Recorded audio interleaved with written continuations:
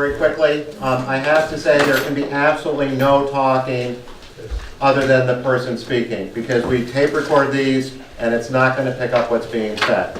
So if you have to talk with somebody else in the room, we're going to ask you to step outside. If you're staying in the lobby, you're going to have to close that door, because the sound will travel into this room. First item of business is going to be our public hearing, which is an update to the comprehensive plan. Before I read the legal notice, I'd like to review our public comment policy. It is requested that individuals or representatives for groups who wish to speak or make a statement during the public comment period pick up a numbered card from the side table. Speakers will have up to 5 minutes to make their statements. In the event that a group supporting or opposing the same position wishes to speak, a spokesperson will be designated to express the group's concerns. Speakers will be courteous in their language and presentation. If possible, it is requested that the speakers stand when presenting and be seated when finished. Comments must be related to legitimate town business. It is requested but not required that speakers begin by stating their name, address, and organization, if any.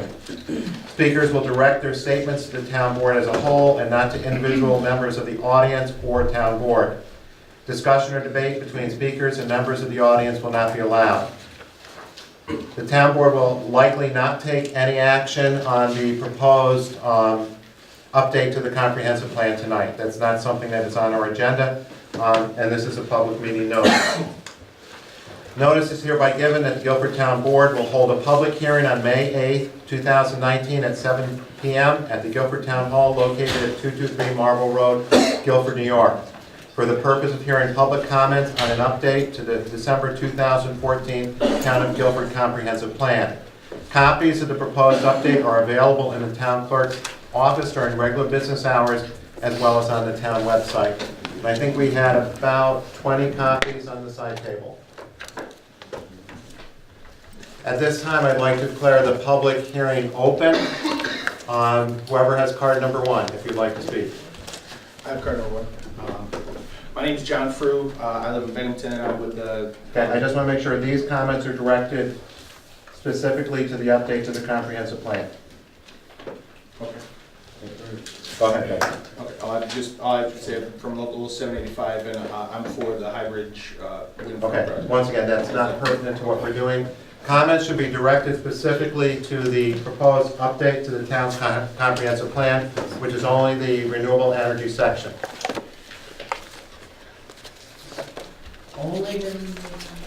Yes, it's not the entire plan. Anyone wishing to speak with regard to the update to the comprehensive plan? Yes. I don't have a number. That's okay. Okay. My name is Jan Lafayette, and I live on 172 Miller Road, and I'm speaking for myself. First of all, I appreciate the fact that you guys are updating the comprehensive plan, because I think this is a very important issue. And I also thank you for giving us the opportunity to speak tonight. I've reviewed your draft a couple of times, and I have a question, and I don't know if I'm reading into it or if, you know, there's a reason for what is on the plan. It mentions all forms of renewable energy, but it seems to every once in a while kind of jump back and focus specifically on solar energy. And my question is that intentional? Or are we talking about, like when we're talking about, it says that there's, you know, we're recommending renewable energy law for the town. Is it going to cover solar, wind, you know, and whatever other types of renewable energy there will be in the future? I guess it's not intentional that it went back and forth, and also, yes, it will cover. You know, once again, this is a plan of how we should move forward. It's not an actual law governing renewable energy. It just is that we are going to look to pass a law. That was something I noticed, George, as well as I went back through it again, Okay. that there was seemed to be a big emphasis on solar, more than there was on anything else. Okay. It was definitely something I noticed. Anything else? No, that's it. Thank you. Anyone else wishing to speak? I have a question, George. Penny, you If said, This is supposed to be comment, so. Well, no, it is a comment. It is a comment. It's an opinion, whatever you want to call it. Penny Houston, we own Houston Trucking, Sundown Golf Course. We're landowners and we're residents in Guilford. My question is, you said only to the, not a question, to the energy part of it. But that energy part of it, there's a part in the beginning of the comprehensive plan that describes Guilford as a quiet hamlet, which is beautiful and landscape, and I can't remember exactly what it says. So I think that will have to be updated as well, George, to reflect that now we have, you know, that's gone, basically, in some of the places. That beauty, what you describe in the beginning of the comprehensive plan, is no longer valid. Anyone else wishing to speak with regard to the comprehensive plan? Number 4, Sure. Rebecca Young. I have a question actually about some of the statistics in the plan. So I apologize, I actually have the original and the update here, but there's a statement in here that says that a survey was completed for the comprehensive plan, and a smaller number, 62.3%, would favor or strongly favor the development of a large wind facility. I was curious where that number had come from, so I continued to look, and I ended up looking in the actual survey that you provided online. And if you look at that number, it actually says large wind facility in favor, 36.3%. And so I was trying to figure out where the 62 came from, because I actually see it's on the update. And what I believe happened, if you look at page 15 on the original plan, there's a statement in there that talks about the town of Guilford has a land area of 62.3 square miles. I believe the square mileage was actually mistranscribed into the number who are in favor, and I point that out because now you're talking from a 2/3 majority to 36%, and that's very significant. So I guess it's more of a comment than a question. Anyone else? I have a comment, I haven't remembered that. Okay, go ahead. Okay. Tim McNerney, 986 Scottsville Road, Guilford, New York. I have just two thoughts in terms of the comprehensive plan. And in my looking at this, there are two areas that I think are really significant. Partly it's because of the size of the wind turbines. I mean, there are only a couple of wind turbines this size on land in the world. One's 720 feet, it's in the middle of nowhere in Denmark, and one's 635 feet, and it's in the middle of nowhere in Texas Panhandle. They're both experimental. But my thought is this, that two areas have been well researched. One is noise pollution, and the other is property value. And in particular, property values will be affected negatively, according to almost every single study that's been done by the wind turbines, particularly for properties that are closely adjacent to them. And almost all the studies point to about a 3 kilometer, in other words, 1.86 mile range. So anyone within 2 miles, basically, of a wind turbine is going to see a drop in the property value. And I think the comprehensive plan could, have as part of the plan a way to make sure that property owners are protected from property value going down. And also, long-term noise pollution is definitely a factor on turbines this size. And a lot of it would be almost subaudible, but still, certainly a factor. So just two thoughts for the comprehensive plan. Anyone else wishing to speak with regard to the comprehensive plan? Yes. George, Priscilla Weldon. I have a couple of comments on the plan. My first concern was about the figure that it states. It refers to the original comprehensive plan that states 62% were in favor. The survey was done over 5 years ago. You said it took 2 years to write the plan, so that survey could have been done maybe 7 years ago. I'm not sure when, but also with this information. We're not sure that that number is correct either. So we really want to make sure that that number that's put into the update to the comprehensive plan in reference to how many people in this town are in favor of industrial wind is up to date and correct. I'm also a little concerned that I like the list of things A through G. I'm not sure where, in number 1, that the town is hoping to consider and possibly put into a wind law, but I'm a little concerned that it leaves out shadow flicker. We live about a mile to a mile and a half as the crow flies from west from where these turbines are expected to be put in. Alex said there would be 3 to 4 that we would see from our property. We're really concerned that we're going to be right directly in the path of extensive shadow flicker. And while the state does try to control 30 hours a year, it's clear that that's not happening in all of the programs. And we're asking for the town to put no shadow flicker on non-host properties so that those of us who haven't signed the agreement don't have to live with that. I have one more comment about the comprehensive plan. I did not read into the pilot part of the original comprehensive plan, but I know that the town has the option to opt out of the tax law and concerning the pilot program.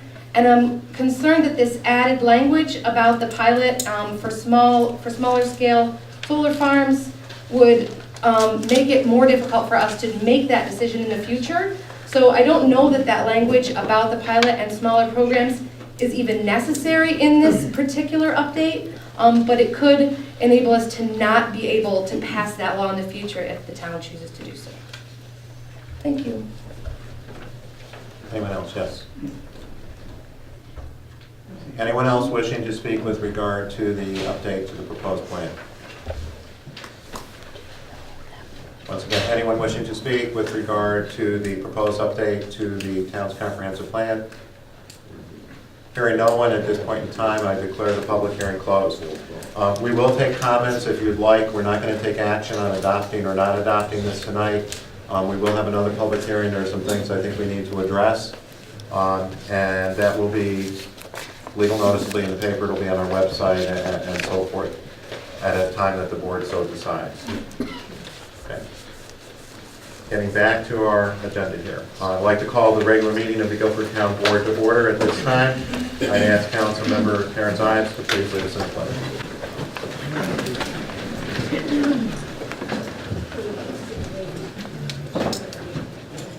I pledge allegiance to the flag of the United States of America and to the republic for which it stands, one nation, under God, indivisible, with liberty and justice for all.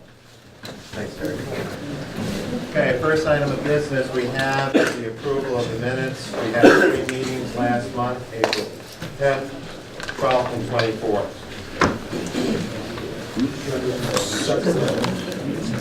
We can dispense with the reading of all. Let's dispense with the reading of all. Okay, motion to dispense with the reading of the minutes from those dates. Do I hear a second? Motion's made and seconded. Discussion. Hearing none, all in favor? Aye. Opposed? It's going to carry. Okay. First, taking a look at our regular meeting, April 10th minutes.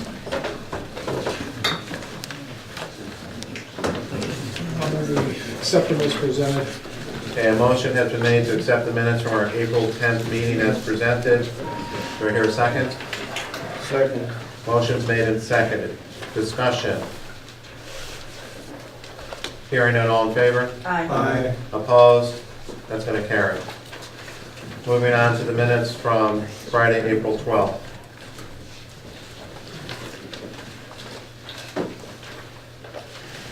Will we accept them as presented? Motion has been made to accept them as presented. Second. Motion's made and seconded. Discussion. Hearing none, all in favor? Aye. Opposed? That's going to carry. Lastly, moving on to the minutes from April 24th. I move to accept them with one small correction. It'll be a tractor pull instead of truck pull. Okay. And that was under... Under 9 scales, Mountain Park. Okay. Motion's made to accept them as presented with one correction. Second. Motion's made and seconded. Any further comments or discussion? Hearing none, all in favor? Aye. Opposed? That's going to carry. Okay, at this point in time, I'd like to take a moment to recognize former board council member Mike Miles. I'd like to read the resolution that the board has prepared. Whereas in December 31st, 2018, Mike Miles stepped down from his service to the town of Guilford, and whereas Mike has diligently served on the Guilford Town Board since 2010, and whereas individuals who give their time and energies to serve the best interest of the Guilford community are an asset beyond remuneration and cannot be sufficiently extolled, whereas this resolution is being offered in recognition of his years of service and dedication to the town of Guilford, therefore be it resolved that the Town of Guilford Board extends their deepest appreciation to Mike for his years of dedicated service, and further be it resolved that the Board extends to Mike their best wishes for success in future endeavors. Mike, would you come up? First, I'd like a motion. Motion To accept. Any further discussion of the resolution? All in favor? Aye. Opposed? That's going to carry. Mike, congratulations. Thank you. And don't go away, because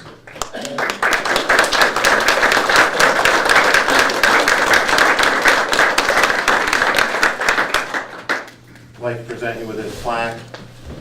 Once again, in appreciation of his service to the town. And Mike, good luck. Thank you. Thank you all. Good luck tonight.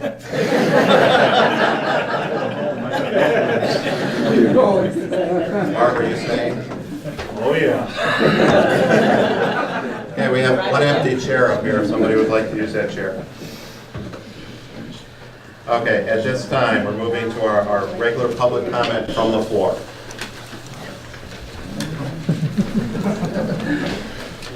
My name's John Frew. I'm from Binghamton. I work for local 785 Liberty, and we're in favor of the High Bridge wind farm project. Why is that? Once Because again, where there's no other comments from people who were here, this is comments to the board. There's no discussion back and forth. Card number 2. We don't have cards for this part, George. Okay, we'll take speakers. Can I say something? Sure. I'm not sure exactly which minutes they were. I think they were the minutes that you just passed in reference to the special meeting. In one of the comments to the public, your response to them was that, that this was a state project. And I just want to be clear that this isn't a state project. This is a private project. As Alec has told us before, and the state has told us before, that this is a private project. So I want to make sure that people aren't misled and think that this is a state project that we have no control over, because that's incorrect information. Anyone else? My name is Scott Cardozo. I am actually a brand new landowner or property owner here in Guilford. I studied renewable energy technology at Morrisville State College, and I am very much in favor of having the wind turbines here. I think it's a very, very good opportunity that is coming to the Guilford area.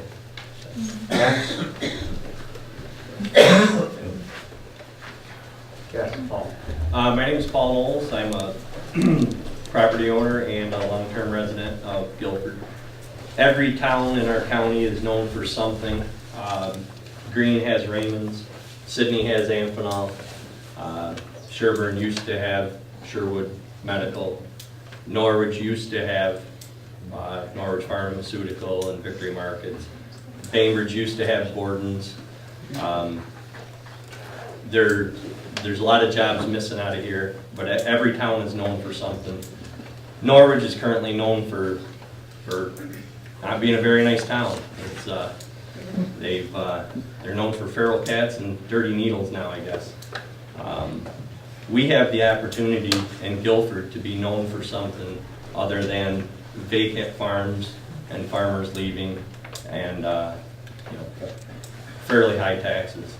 I think this is a good opportunity to put Guilford on the map for something other than farmers leaving.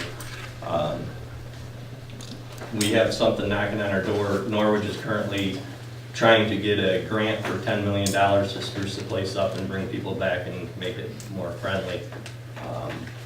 we have something knocking on our door that's gonna bring that kind of money to Guilford every 4 or 5 years. There, you know, I for one am not, I'm happy to have Guilford known for renewable energy. Thank you. Next. Yes. How exactly do you propose that you maintain our property values? We haven't.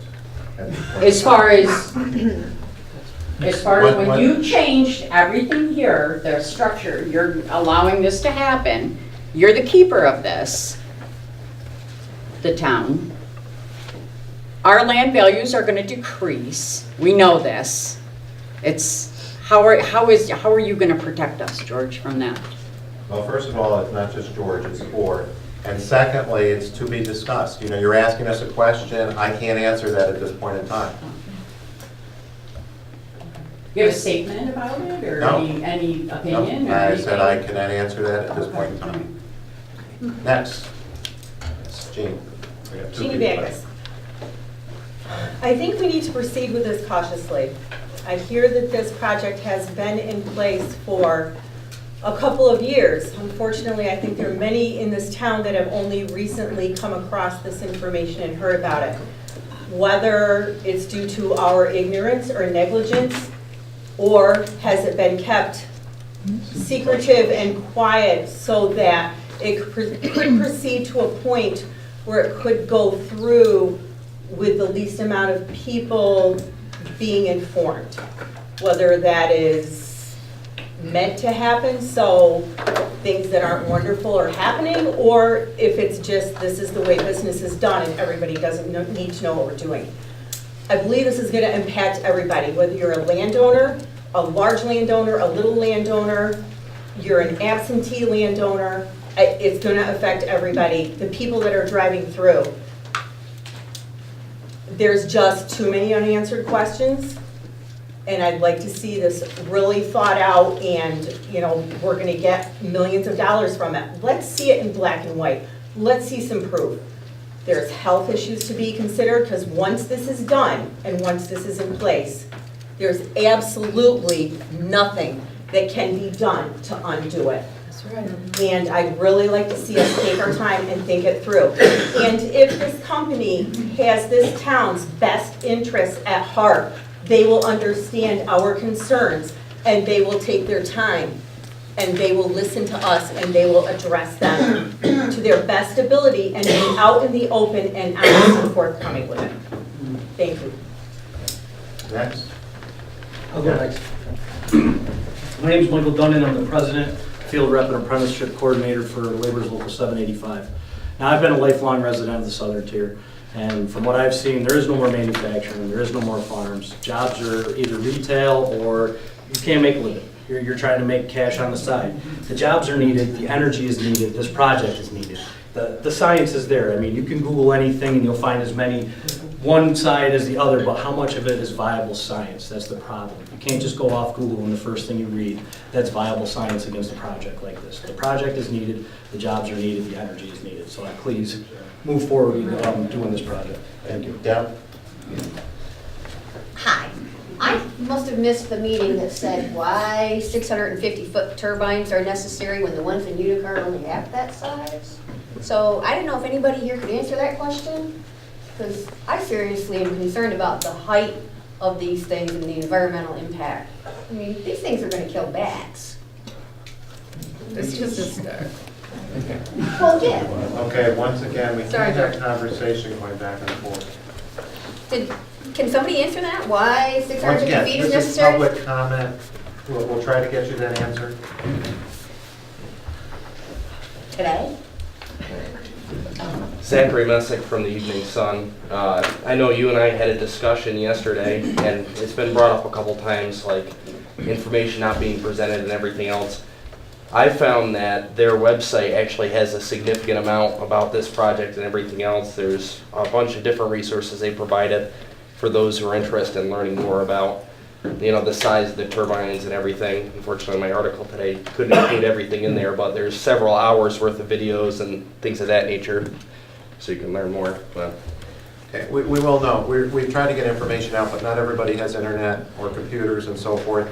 And I'm not being critical of you, but a lot of people don't get newspapers anymore either. So getting the information out there has been a challenge.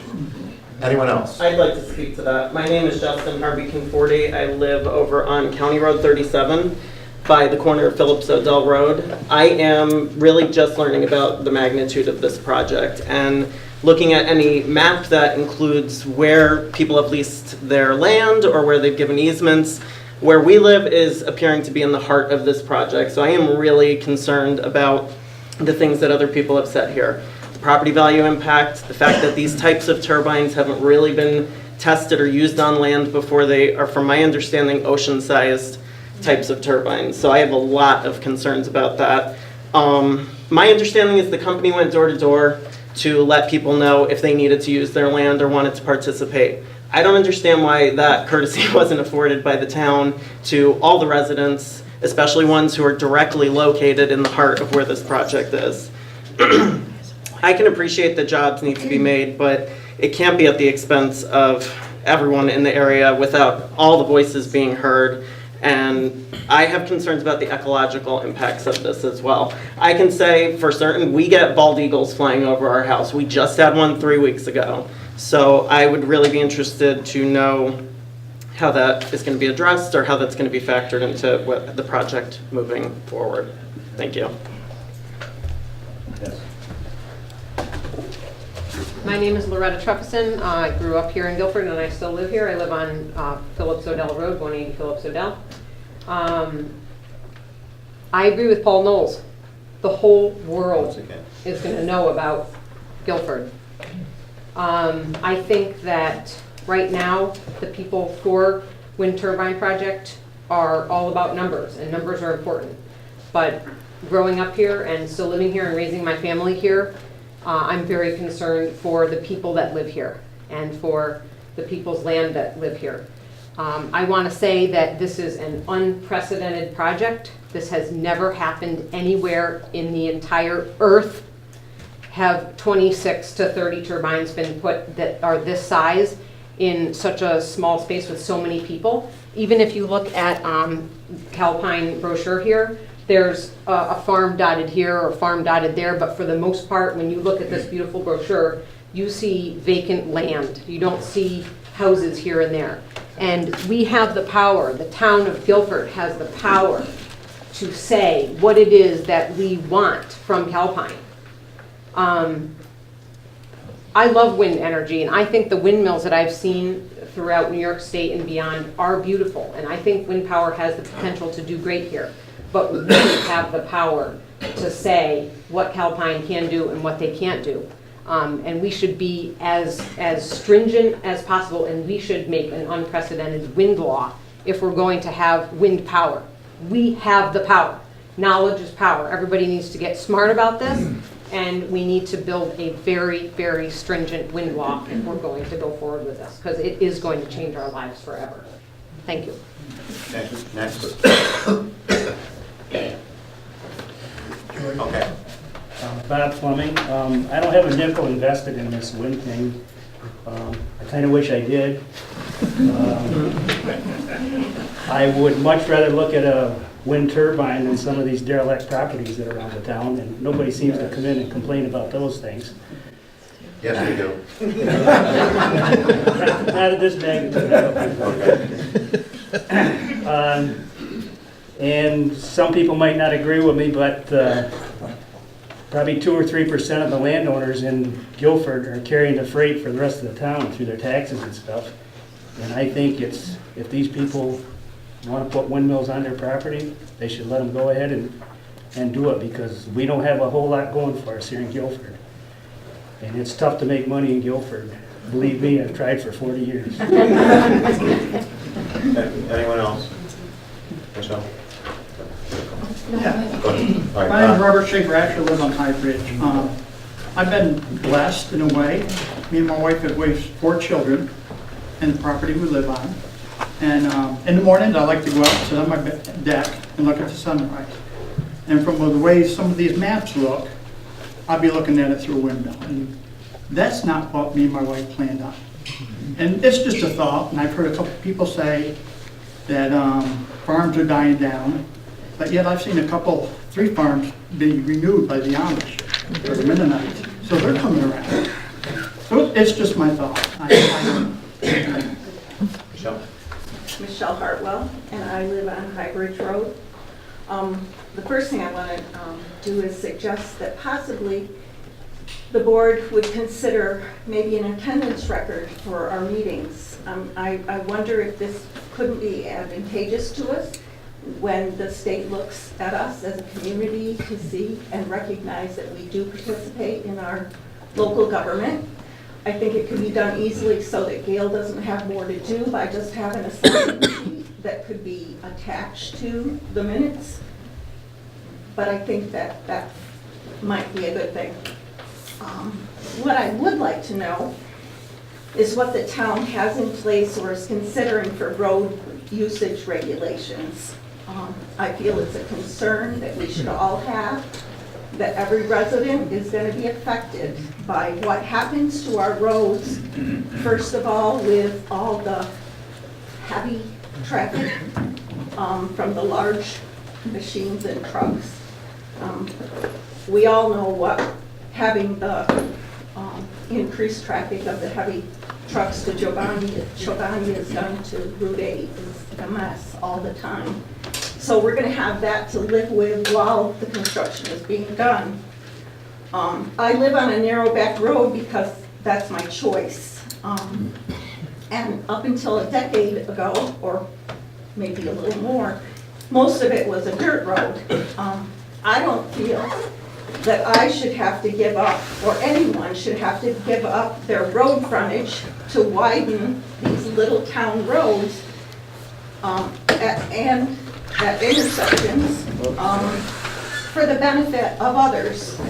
Most of our homes on these little roads lie fairly close to the right-of-way lines anyway, so when you widen those roads, we're going to be even closer to, and I also know that there's, I don't know if it's an amendment, is it, George, that can decrease the amount of right-of-way on these little roads if the town puts it in place? What Not is that I it know of. that can be passed? We've talked about it in the past, that can lessen the footage of the right-of-ways that the town has. You mean lessen or increase? No, lessens, right? On the little roads Okay. from what's in place right now. Anyway.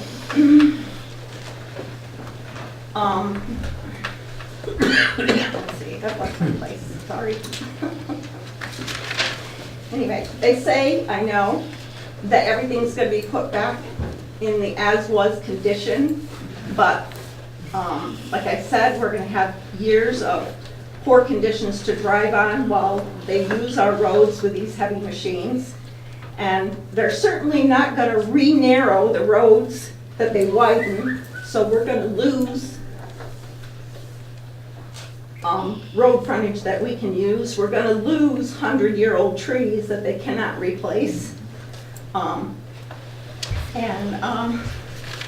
I just feel that this is gonna affect all of us, not just the leases. And that, hopefully the board will consider that when they look at or possibly have in place already the road usage regulations.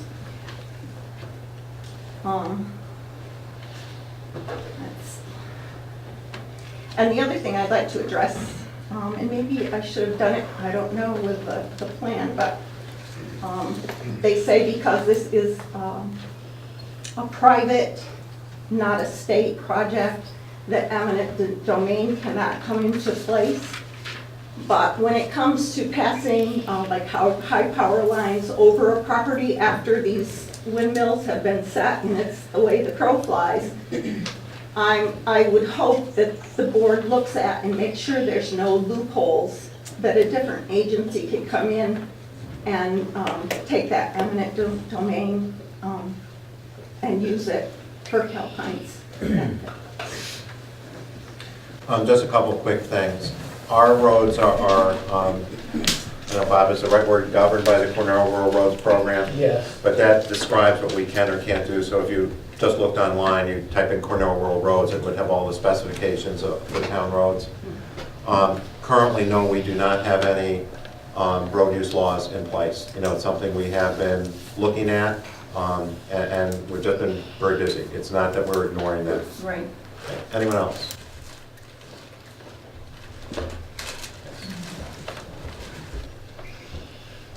Bill Pratt, I live over on Furnace Hill Road. Just a couple of things I want to mention to the board, and as we've seen this stuff develop over the last several months, since December actually, we've heard a lot of stuff, general terms like economic growth. I want to address that and ask, what is the measurable criteria in Guilford for economic development and economic growth? I've asked that question a couple of times to individuals, and nobody can tell me what that criteria is. So if we can't define the criteria, how can we say for sure that one of the benefits of this project is going to be economic growth for Guilford? I'm not talking about Sydney, Norwich, Bainbridge, or anyplace else. I'm talking about Guilford. What is this project going to bring long-term to Guilford? The other thing that I heard about is jobs. The reality is, other than the construction jobs, trucking and other stuff during the construction phase, once that's over, there's going to be, well, you and I have talked about, I've had this discussion with members of the board, and numbers change from anywhere from 6 to 8, maybe 9 full-time jobs when the project gets up to speed. Well, I'd like to know how many of those jobs is the board or the developer willing to guarantee be jobs for residents of Guilford. Now, in the public, in the PSS statement, either that or the PIP, I forget which one, the developer has stated that the jobs will come from the southern tier job market. Southern tier job market, if I have to remember to remind the board, is everything from here to the Pennsylvania border and probably all the way out to Lake Erie. So again, the pie in the sky promises that we've been hearing really don't apply, and I have not heard, they could apply, but I would like to hear specifics about what it means for people, residents in Guilford. We hear other people talking about how great it's going to be for the people of Guilford. Show it to me. The other thing is that, like even in your most recent interview, it seemed like the focus was on birds and animals and things like that, like making comments such as cats kill more birds than wind turbines do. I think that's kind of, I don't know, that's kind of like a slap in the face, if you don't pardon the expression. I'm concerned about people's health. I mean, I'm all for animals and all that stuff, but I'm concerned about people's health here. We're talking about flicker. Now, I sent videos to every member of the board, every single member. I don't know how many of you actually watched it, but if you did, I would raise the question, how many of you could live in a house with that going on? All right? The other thing is the sound, infrasound, and stuff like that. There's been many, many scientific studies about the effects of this stuff and the adverse effects on human beings. I implore the board, as you're developing these alternate energy laws, that you consider appropriate setbacks for the height of these things. And not just to property boundaries, but to, or not just to residents or structures, but to property lines. The other thing that goes along with that is that when you talk about setbacks and property values and property marketability, you're in fact looking at small, most effective in small strips of land where the boundaries are narrow.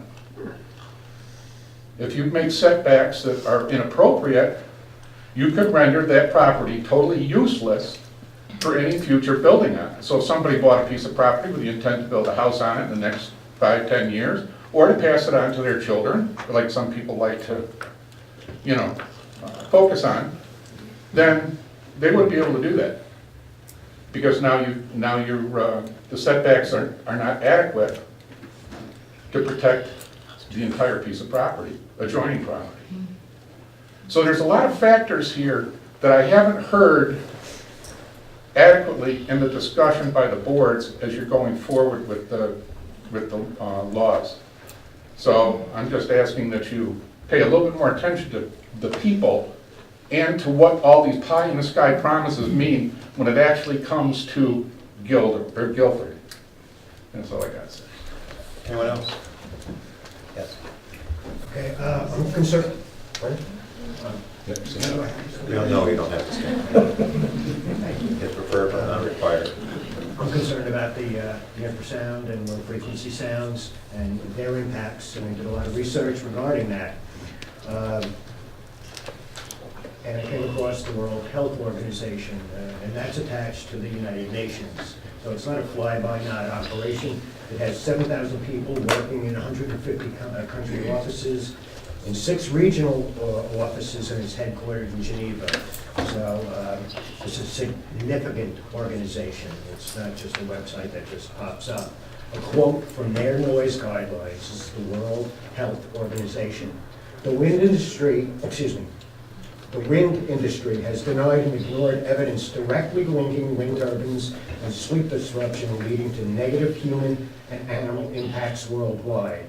Expect the World Health Organization's new guidelines to give rise to new standards to mitigate, if not eliminate, this ongoing suffering. The burden of environmental noise with wind turbines is not episodic or random. For the most part, its effect are constant and unrelenting. This is an undeniable health pressure of enormous magnitude. Now, this is from the World Health Organization. This is significant. The public health burden from environmental noise exposure to noise can lead to auditory and non-auditory effects on health. Through direct injury to the auditory system, noise leads to auditory effects such as hearing loss and tinnitus. Noise is also a non-specific stressor that has been shown to have an adverse effect on human health, especially the following long-term exposures. These effects are the result of psychological and physiological distress, as well as disturbances to the organism's homeostasis and increasing allostatic load. This is further outlined in the World Health Organization's narrative reviewing the biological mechanisms of non-auditory effects. Okay. Sufficient information was deemed available to quantify the burden of disease from environmental noise, from cardiovascular disease, cognitive impairment in children, sleep disturbance, tinnitus, and annoyance. It's pretty significant. So it's nothing to look the other way or turn a blind eye on.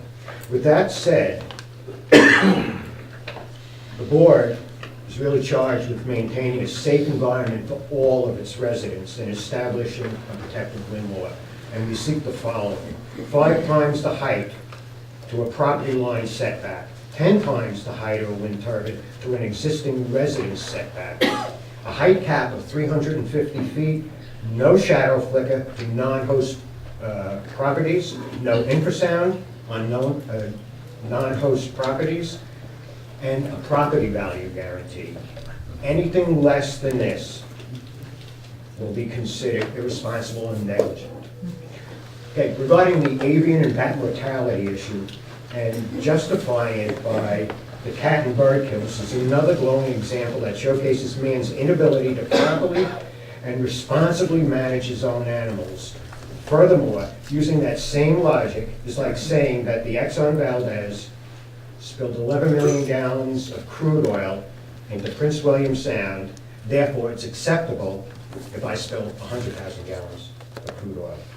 That's seriously flawed logic. So the cat-bat thing doesn't fly. And thank you very much. And if the board would like to read the actual guidelines, I read them this afternoon. I printed a copy. It's pages 77 through 86 in the World Health Organization noise guidelines, which covers a gamut of types of noise. It covers road noise. It covers wind turbine noise. It covers recreational noise. So I have those if you'd like to take a look at those and your recommendations that are in there. Anyone else? Yes. I'm Wayne Trepperson. I live in Guilford for about 45 years. It seems like they want these large turbines because there's a lot more windier places than Guilford. And probably the only way these things are going to function is to catch that high wind. And I don't know if these are going to be a good thing. The other thing is property value guarantees. I hope we negotiate those guarantees before we actually give them permission. We should negotiate at a point of power. Thank you.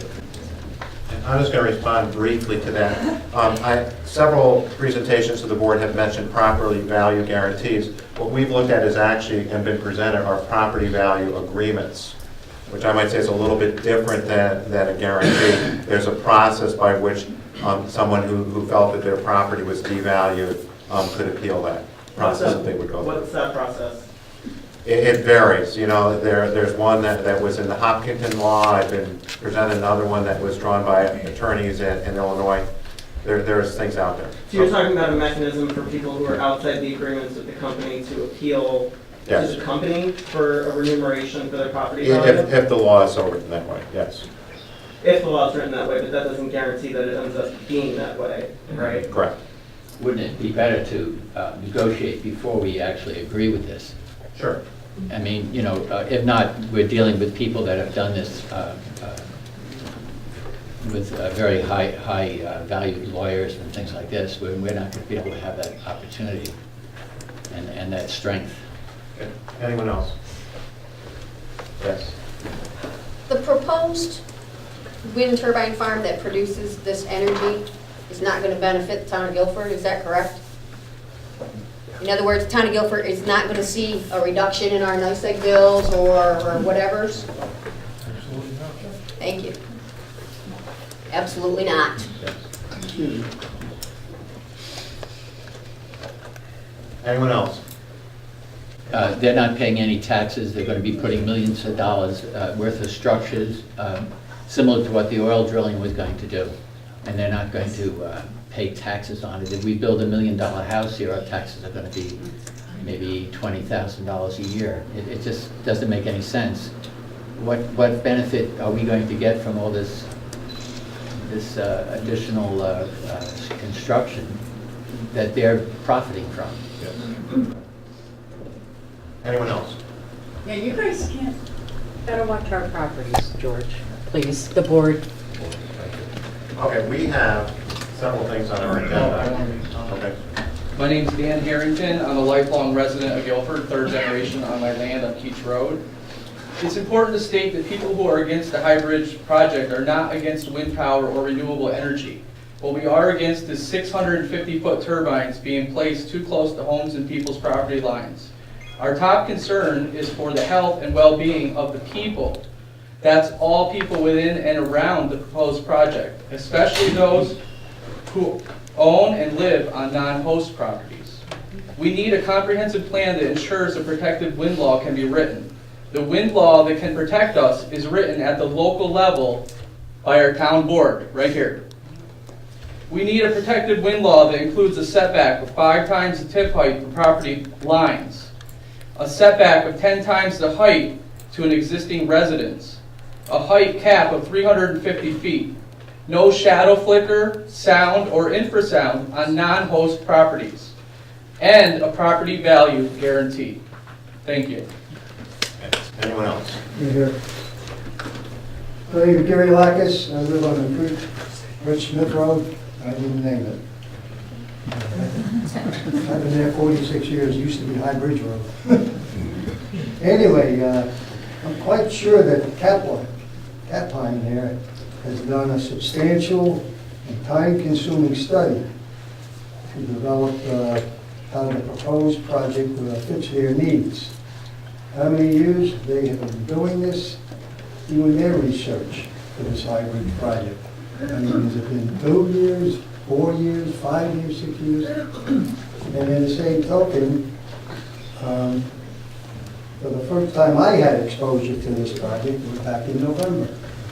We had a meeting there and a presentation, and that's not a lot of time ago. That's only 6 months. I have to say is that I think that we, like the town board, to be provided a moratorium of a somewhat comparable time frame that they have taken. Not just in a rush manner. Push this right through, because there's very serious concerns, like everybody's bringing up, with the health issues. Okay, and I'd like to do the research to include the pitfalls of a comparable project such as this. I mean, I'm sure there are many. There's benefits there,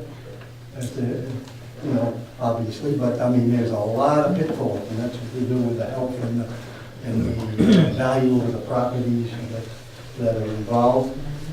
My concern, aesthetics aside, because I really don't find them attractive personally, okay, but aesthetics aside, the serious health effects which have been brought up, I just want to reiterate that how important that is to be looked into. And in many instances in the vicinity of the windmill towers. And how this project will affect my potable water supply. I'm on a gravity-fed spring that's relatively close to where these wind towers are going to be constructed. And what effect on the water, the groundwater, the aquifers, what is going to have? These are what's the pad size that's going to support a 650-foot structure? Half a mile wide, that's like half a mile wide. I mean, it's important concerns. The water not being able to into the ground wherever it's not only the pads, the foundations for these, but what about the roadways that are leading to them to run the construction equipment back and forth on, and once they're completed, the maintenance equipment. So, I have another thing, I think. Take a look here. My glasses back on. And while I understand the needs, and there's going to be a substantial monetary increase, which this has been brought up, of the people who are actually having these structures and having turbines on their properties. But what about all those properties adjacent and within view of the towers? I mean, I'm sure it's been brought up, and probably they have more facts than I have, and I don't know what the specific numbers are, but a significant decrease in property value, which I'm sure mine is going to have. I mean, we're looking right at these things, and it's like the monetary, we'll have the monetary decrease, and there are going to be people, but probably for every one that's going to benefit, there must be 150, 200 homes that are going to be affected the opposite way. Here, here. And then I'm just going to bring it up again, because I don't always hear that, but is this not a target for terrorism? And we do know that's taking place, right? So these are serious concerns that need to be addressed. And who's going to keep the guard over all these wires and the transmission lines and the towers themselves? That's it from Gary. Anyone else? Sorry, I didn't. The board. I've been hearing a lot of reports coming out of Albany recently about the state of the New York power grid. and not being able to sufficiently distribute the power that's being generated. And that's having an effect on existing wind farms that are either being shut down or not running at full capacity because they have no place to put the power. I'm going to recommend to the board that you monitor that situation and such, because if the amount of benefits, financial or monetary benefits, that are promised to the town are based on output, which I'm not sure whether they are or not, but if they are, you want to be aware of that because it might be significantly less than what you think. Okay, if there's nothing else, we're going to continue with our board meeting for tonight. Yes.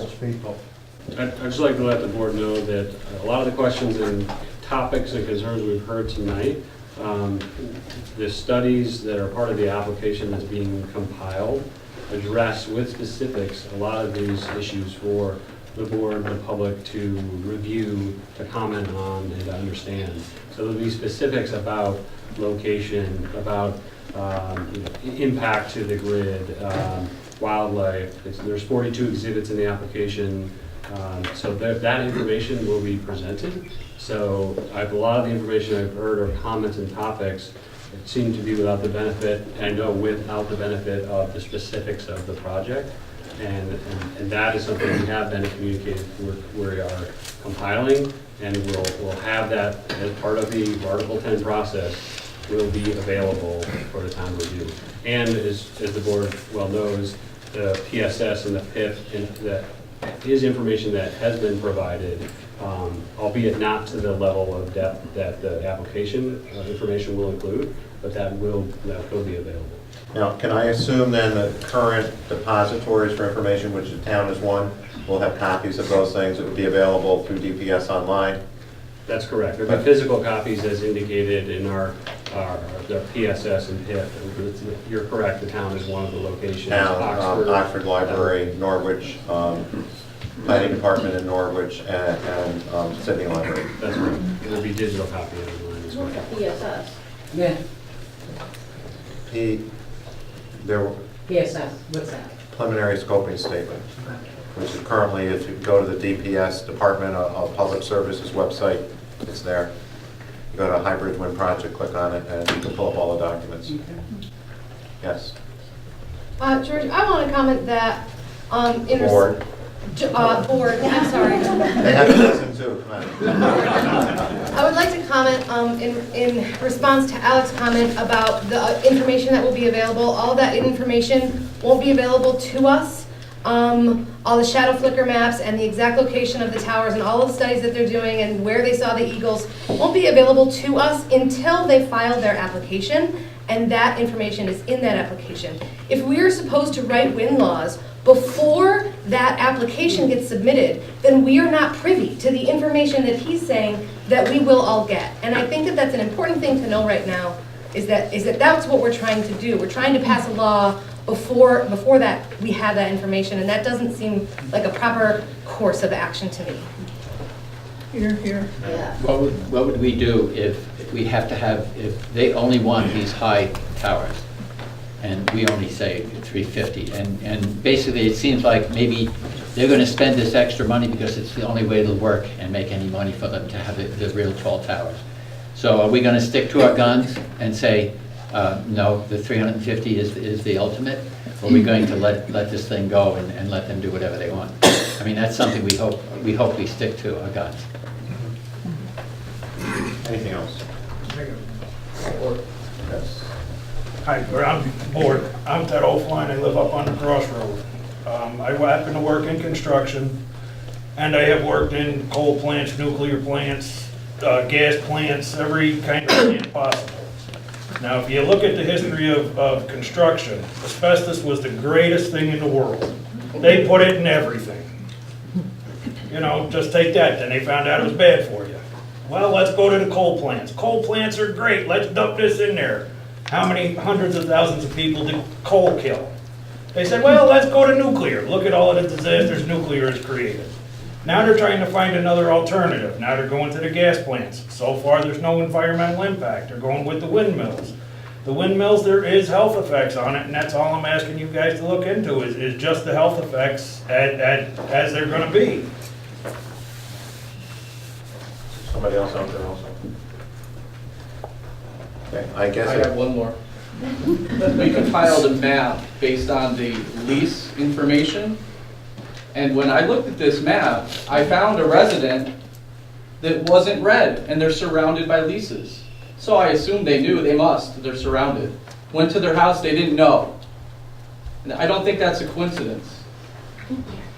This map's available to anybody that wants it, you let me know. This is an eye-opener. There's a lot of people that do not know. Once again, you're talking to the board.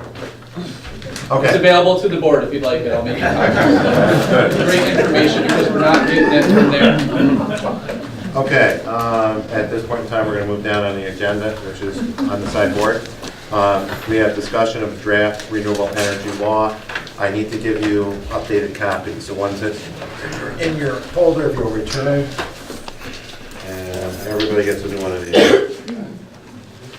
So this is updated from what we were. From 5:20 this afternoon.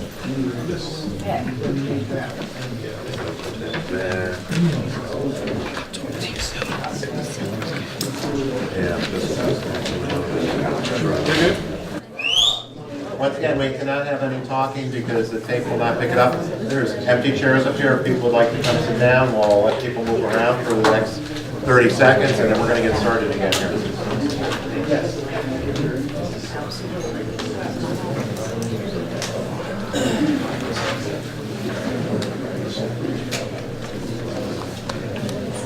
Okay, once again, we still have some empty chairs if you'd like to sit.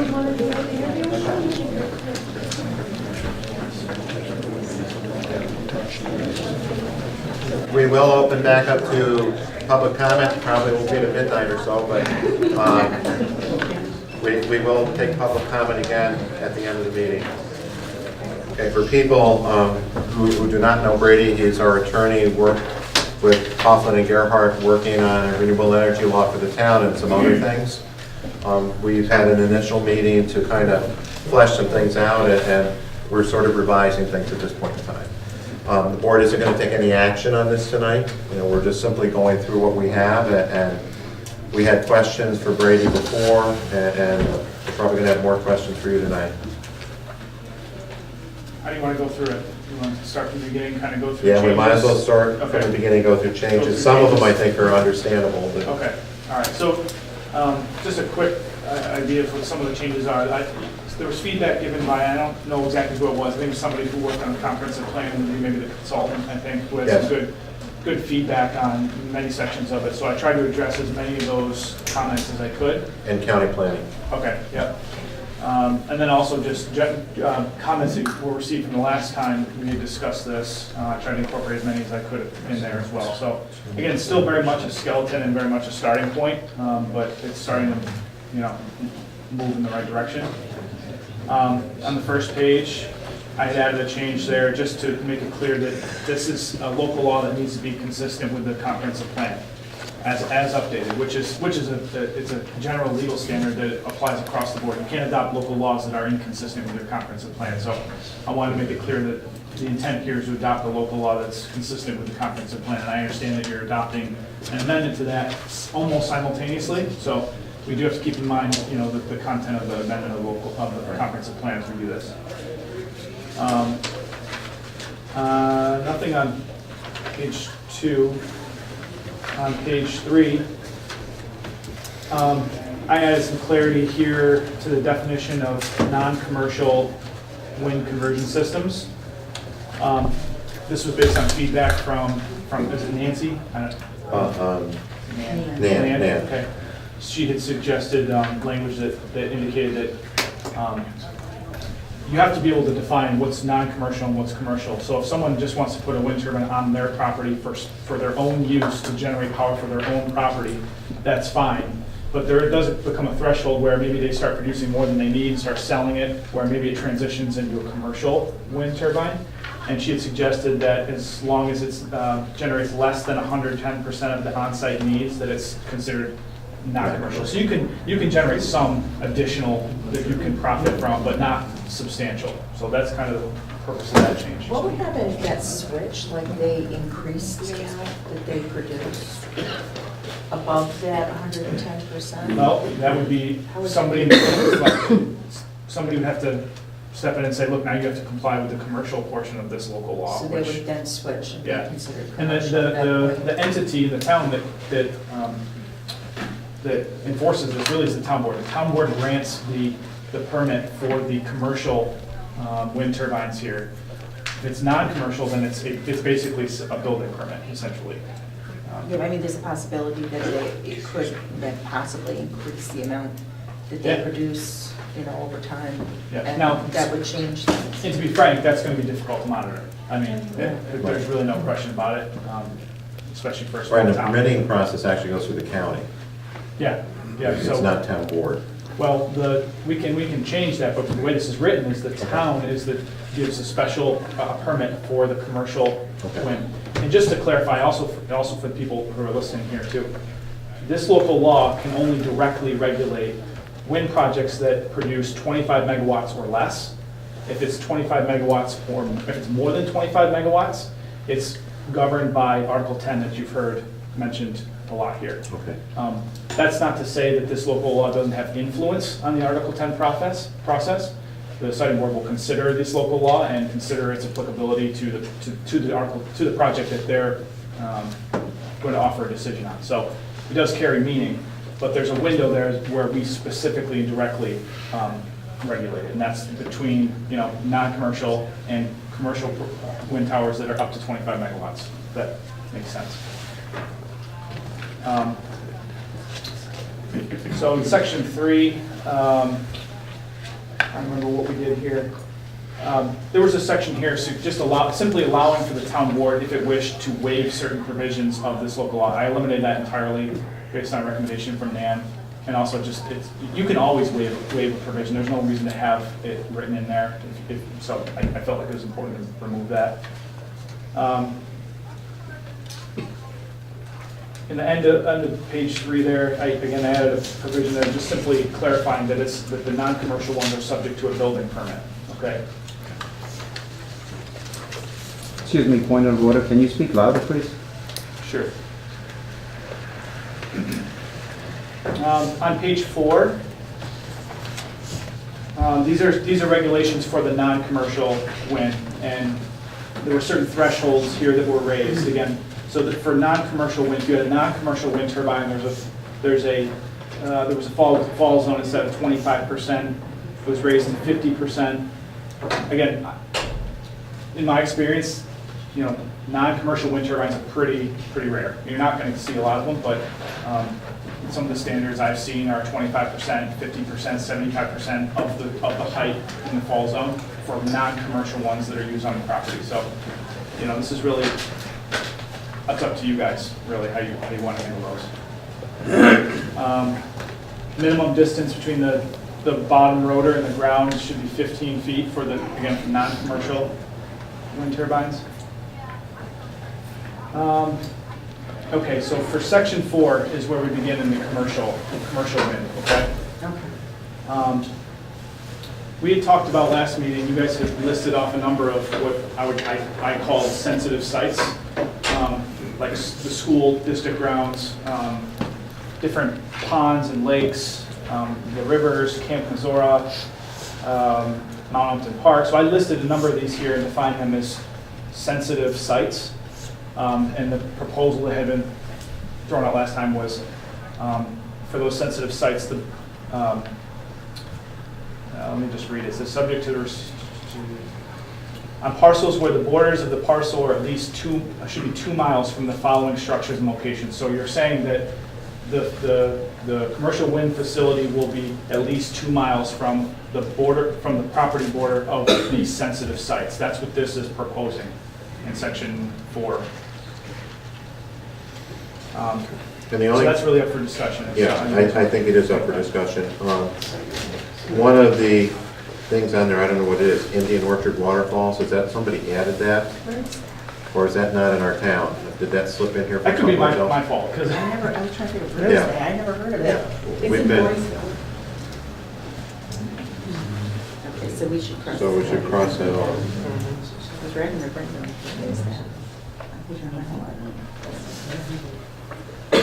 I would think that if we're going to take a look at setbacks, that what we're going to look at in here is going to be similar to what we would have for setbacks to non-participating properties. Yeah.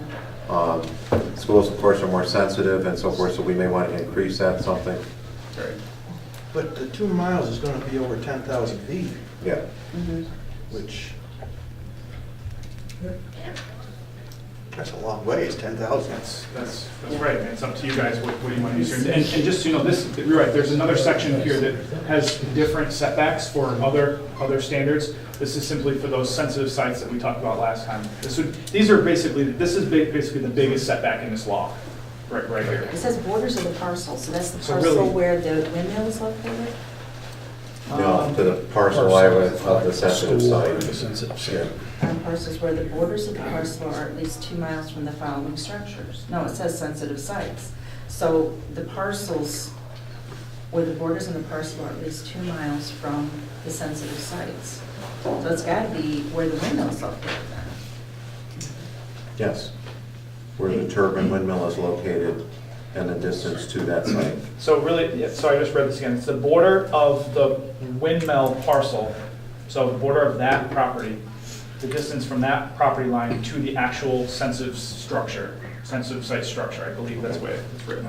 So if we're in the middle of a 50-acre field. Yeah, so you're really looking at even It's still bigger. going to be on, Yeah, you could be by the border. even farther than the 2 Yeah. miles from the actual tower. If you're going by the border. Well, it'd be as the crow flies. It'd be a direct. Right. Which means it had even more than that. Which would be quite restricted. Now, this might be something where it's appropriate to see a map where you can draw a circle around it and see what, What you're 1 mile saying. looks like, what 2 miles looks like, what, 5, whatever, different gradients, you can see really what the impact it is on it. But if it's a very strange parcel that's quite long and the windmill tower is here, it still has to be 2 miles Yeah. from that border that is already very far away from there. And maybe to make it more fair, just and easy to measure, maybe it should be from the turbine to whatever the structure is, the sensitive sites, That's what I think, but I don't know whether you want to increase the 2 then under those conditions. Well, it's up to you. But I think that we have to I look would at that think- I carefully. think that's restrictive as it is. I think so too. I think what we would have to do is what you suggested, take a look at, and I would say go from the turbine site, because once again, we can have we do know some property owners have huge parcels of property, large parcels, I should say, of property, and to the site. And take a look at what that's going to look like. Okay. So we're going to have some mapping. Some mapping, so we'll look at that carefully.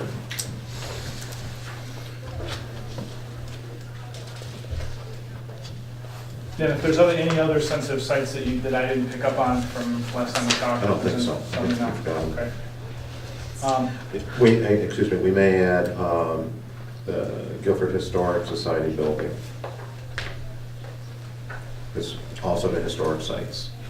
And we would have the Old Mill on that, we would have the Rockdale Community Church, and we would have the Guilford Center Cemetery, as well as the Guilford's, it was a church, but the Guilford, home of the Guilford Historical. So I'll run those by you again. The Old Mill Restaurant in Rockwell's Mills, Yep. National Historic. The Rockdale Community Church is on National Historic. Yep.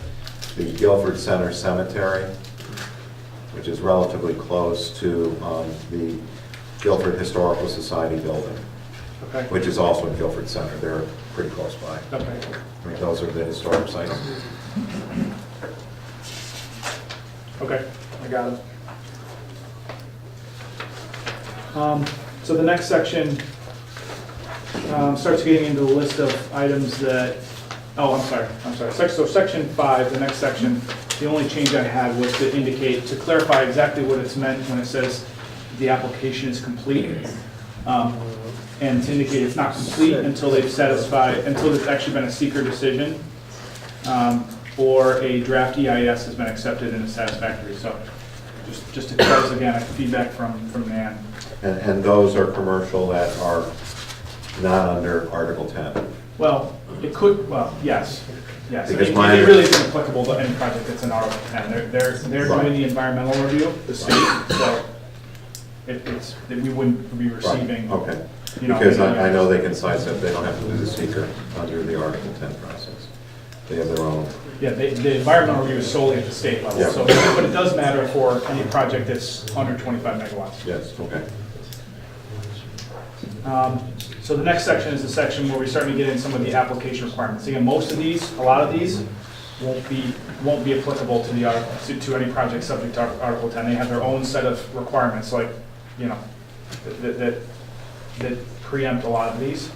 Now, to the extent any of these were to be more strict than something they were required to have in Article 10, then that'd be something that the siting boards could consider applying to them. So that's really the kind of mindset you need to have in this. The only change I had in this page, on page 5, was the photography section, section I. It initially said they have to provide visual analysis from 3 miles from each turbine. That was increased to 10 miles. And also providing not just hard copy pictures, but also digital pictures as well. So, Why was that increased? I think that's consistent with what they actually are proposing they're going to do on the project, and somebody can clarify that for me if you guys want, but the visual analysis is actually, they're going to be doing way broader than 3 miles anyway, so 3 miles isn't strict enough, basically.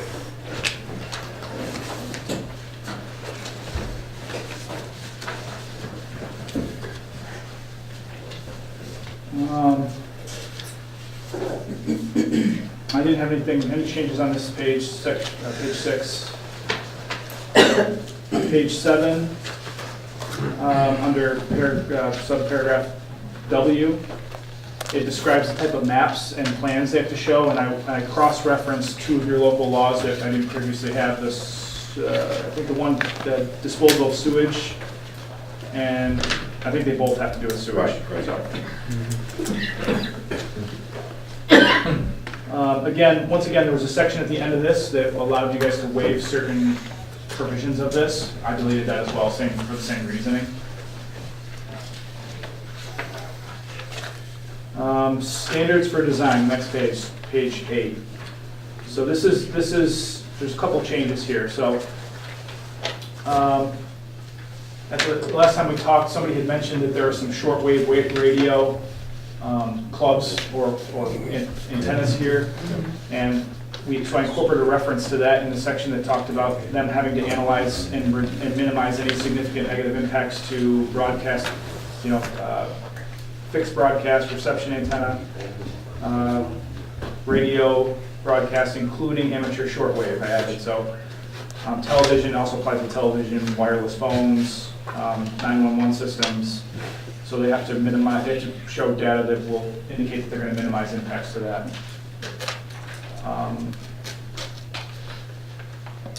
So in paragraph 3 there, where it just says birds and bats, previously it said they have to minimize impacts to migrating birds and bat species, and I expanded that to include not just migrating bats and birds, but also local populations, local and migrating populations. So if there's local populations that are migrating, they also have to analyze that to minimize impacts to those populations as well.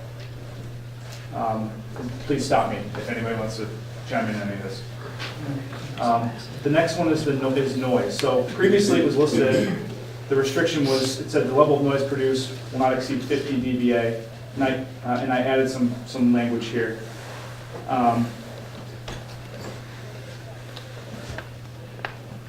So I'm just sorry, I've got to reread this again here. Level of noise produced from a WECS operation shall not exceed 50 dBA daytime or nighttime average measured from the exterior wall of all participant residents, and 45 dBA 8-hour daytime or nighttime average measured from the exterior wall of all non-participant residents. So that's what the change was. It previously just said 50 dBA, so that needed to be clarified, and I think that was based on the dBA we had just talked about last time. It's also consistent with other projects that are going on right now. That's the standard that's being pushed by the state is 45 dBA for an 8-hour average. Again, guys, jump in if I'm misstating something here, but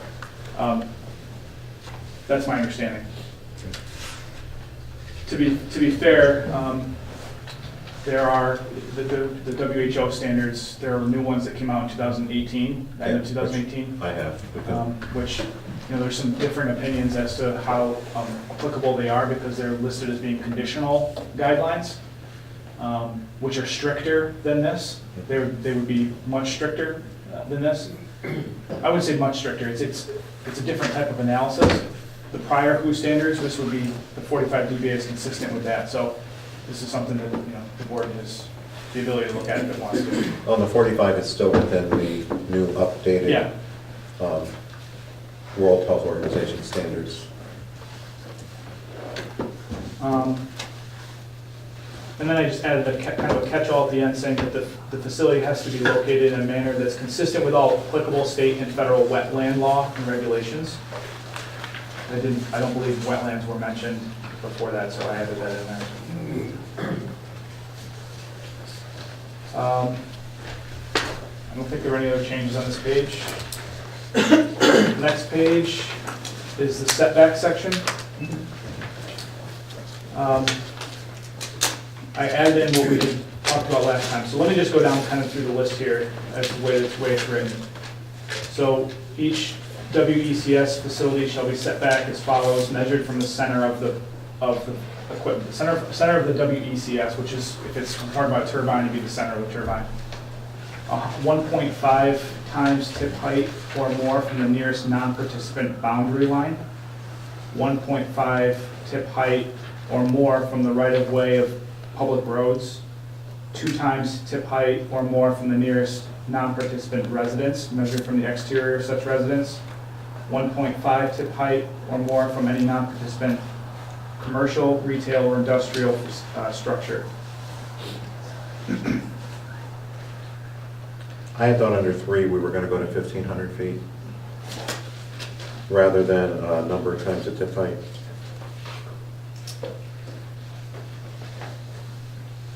Right, 1,500 is a little more than this. Right. Right. It's a Slightly little more.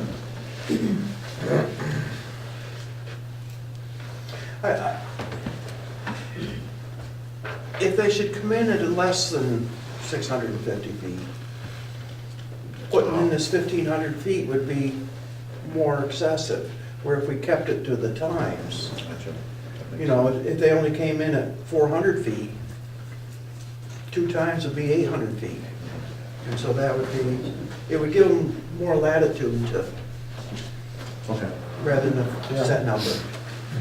And similarly, if, let's say, 15 years from now, they replace the turbines with bigger ones, the setback extends, really, if you're doing a multiple.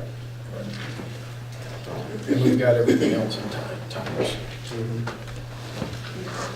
I think there is going to be some discussion on the tip height from the nearest non-participating boundary property line. We may need some data mapping and so forth to take a look at how that's going to impact individuals in the project. It's very hard, when you're saying future use, which, somebody may do something on their property in the future. It's hard to predict. And I do realize that there's concern by people with that regard, but I have plants on my property, I've been there 30 years, and those plants will probably go 6 feet under with me. Okay, so I'll leave this for now, and perhaps get some additional information to the board so we can take a look at how that would, what impact that would have. I'd like to see a map with where it's going to lie. Yep. Get to that.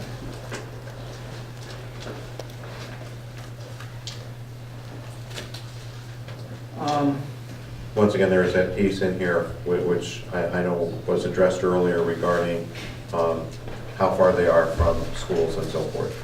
And we'll want to see some mapping on that.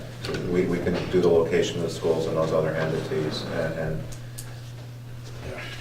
I suspected that, and again, they can clarify if I'm wrong, but I suspect they haven't finalized where the turbine locations are yet. They might have an idea, but They probably haven't finalized them yet, so it'd be, I don't know, if, and even if they did, I don't know if they would disclose them at this point for confidentiality reasons, but I think you could probably ascertain which properties are We might be able maybe to going to do have that. them because of the map of participants right now. Okay. But it'll be hard to see. The next section is F, the height. So this imposes basically a height restriction and has it at 675 feet. Again, this is up for debate, but that's I think basically what these towers are going to be at. I think that just the comment last time I talked was, you know, we wouldn't want them to be able to increase the size over time, really, you know, have free will to do that. So that would be a way to restrict that, is just include a height limit right now. But that's up for board discussion. Are you thinking like they're gonna replace the ones that they put in with a higher one, or put additional ones in? Is that what your Well, I don't, concern is?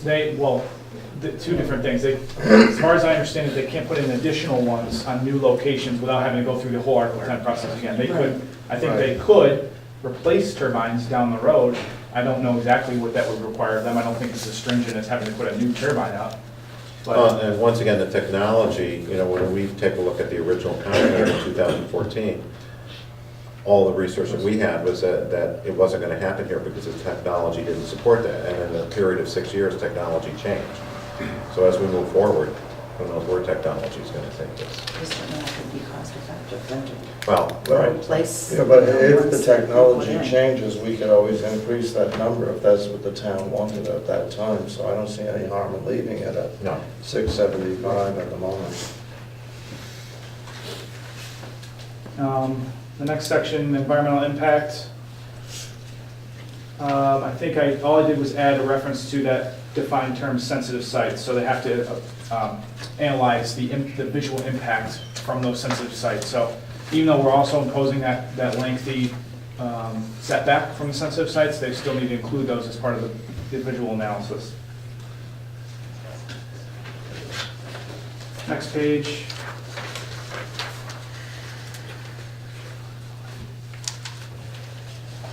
There's a change there on the section about accessory facilities. I'm not sure exactly what they did. Oh, okay. Basically clarifying that they need to provide adequate screening for accessory facilities. When we talk about accessory facilities, I would characterize that as, you know, like the battery station, a batch plant, you know, a substation, sort of like any other industrial building. You should have adequate screening and that sort of thing. The section 4, again, this has to do with bats and birds again. I previously had the word migration in it. I just deleted the word migration, so as to keep that more expansive. And I also had a reference here to, because we had talked about the involvement of the Delaware Otsego Audubon Society, and requiring the applicant to solicit input from them. Just an affirmative requirement for them to reach out for that information up front, which I believe they're doing anyway in this project, but. Yeah, that's fine. Back to 4, you mean birds and bats? In the second sentence. Well, that's a good point. The Audubon site is not going to comment on bats.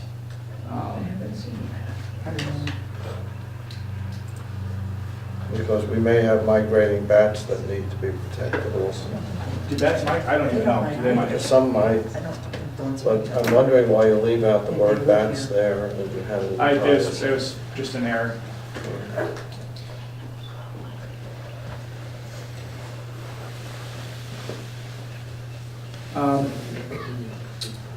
There was discussion on flicker impact. So there was added a number 5 there. It says no non-participant shall be subjected to more than 30 hours of shadow flicker annually, which is the standard that's been imposed in other projects right now that are going on right now. Again, this is also up for discussion, but that's consistent with what's going on in other projects. And I think, again, that's for non-participants as well, doesn't include participants. So if anyone has comments on that, let me know. 30 hours a year, how many hours or minutes a day would that end up? That'll be the, Well, some of that's gonna be, I think, possibly seasonal. Yeah, sometimes it'll be longer than others, and then maybe not at all. Probably depends on the angle of the sun. yeah, so. Yeah.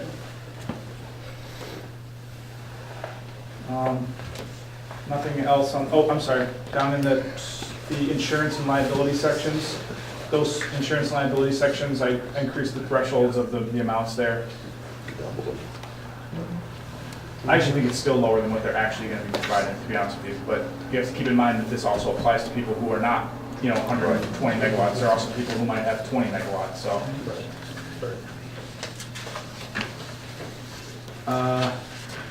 Next page, in the abandonment of use section, it referenced them posting a performance bond. I changed that to a letter of credit just based on experience in other projects. It's been required that they post a letter of credit, which in some cases has been deemed a better option than a performance bond. It does leave some flexibility in here for the town board to decide what type of financial guarantee they want, but I think that the initial standard should probably be letter of credit, which appears to be consistent with other projects. And then the face value of that letter of credit has to be in the amount of not less than 120% of the estimated cost of complete decommissioning or removal, the proper safe removal of the project. And so it's basically building in a 20% buffer on top of what they would estimate it would cost for them to decommission. This is I would say an issue of quite a bit of debate in other projects, but that buffer, the way, at least in my view, is it's important because if let's say the worst case scenario happens, and not only are they're not here to actually decommission themselves, they go out of business, they go bankrupt, and these turbines just sit there, and now it's up to the town to step in and call upon that letter of credit and basically decommission this project. You have to go out and hire your own decommissioning engineering firm to oversee the whole project. I mean, that's going to be, the way I view it, to be far more cumbersome for a town to do, far more costly to do. You're probably going to have to go out to bid, competitively bid of the project, which is going to add cost to it. You're probably going to have to pay prevailing wage. And it's nearly, I mean, Not probably. right, there you go. To be fair, well, prevailing wage for the construction work, not necessarily professional services, but, and to be fair, I couldn't even tell, I couldn't begin to tell you exactly how much more it would cost, but I think you err on the side of caution here. But then you've got to add inflation in. Right, that's And the. inflation's going to eat that Well, that's true. 20% up. That is built, if that it's, is built in. 10 years down the road. We review it every 5 years. Yeah, so they have to come back every 5 years and give us a new estimate on what it's cost based on new labor costs, on, everything that So it has should go changed. up. Yeah, I mean, the amount itself can go up.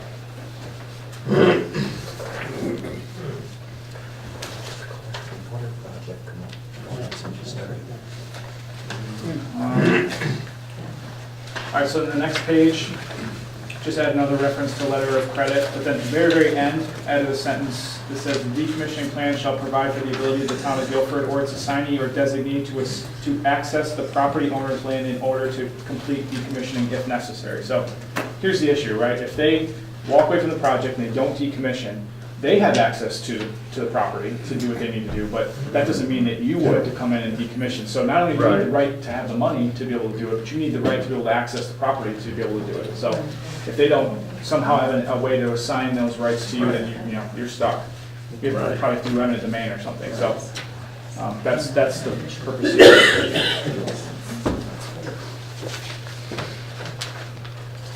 I think that's it. That was the last change that I had added in the wind section of this law.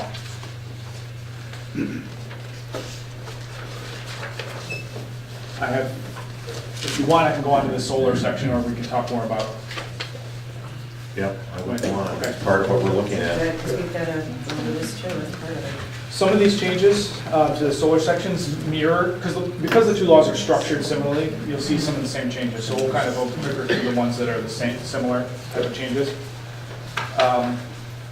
So on the first page, same thing. It's structured as regulating commercial ones one way and regulating non-commercial ones another way, because The theory being you shouldn't, is heavily regulated non-commercial ones. Same standard here, the 110%, you can, if you start generating more than 110% of your own needs for the property, you could be considered commercial. I made some changes here, so based on the recommendation of Nan, she had suggested that we, instead of reference a local building permit, that we reference the New York State Unified Solar Permit. Which the county uses. Which is what the county uses, so yeah. that's what I referenced here and just gave that a shorter name called the standard permit. So that's what a non-commercial solar farm would have, or non-commercial solar panel would have, is the New York State Unified Solar Permit. Next page, just some minor tweaks here. It did reference the possibility of tidal wetlands, which obviously is applicable here. It got rid of that same waiver language, so it doesn't expressly say anymore that you can waive provisions of this. Again, similar changes here. In section 4, we really don't have the same type of sensitive site type of language here. So I left this blank. It just simply says a commercial SEPF may be permitted in the town where there is R and blank. I mean, this is up for discussion. It's a different type of, it's kind of a different beast than wind. You're talking about more localized, and you can't see them probably beyond a property or two away. Well, right, obviously. So I mean, if there's certain areas where you want to restrict them, this is where we can do it. There are setbacks in another section here of, I think, 150 feet from a non-participant and some other standards. But if you think of any specific sensitive areas, again, we could do something similar to in this law if you want to keep them further away. The difference here, though, is also they have the ability to screen them a lot easier. So you could say, you put up, large evergreen trees, and you might not be able to see it from just about anywhere. So there's ways of addressing it other than setbacks here. So I'll leave this blank for now, but really this is something you guys should think about. If there's sensitive areas and how you want to describe or define the setback from those areas. Next page, same changes here, defining what it means to have a complete application. I think that's it for this page. Oh, it says wind turbines in 17. Oh, that's a mistake. On I. 17. Page 17? Yeah, on I. That should be solar, shouldn't it? Absolutely should. That's a mistake. Let me fix that. Thank you, Gilbert. This one I didn't increase the visual analysis. Oh, So this is like the same type of visual analysis section as in wind, except remember in wind I increased it to 10 miles. This I kept it 3 miles, again, because these things are whatever, 12, 15 feet high versus several hundred feet high.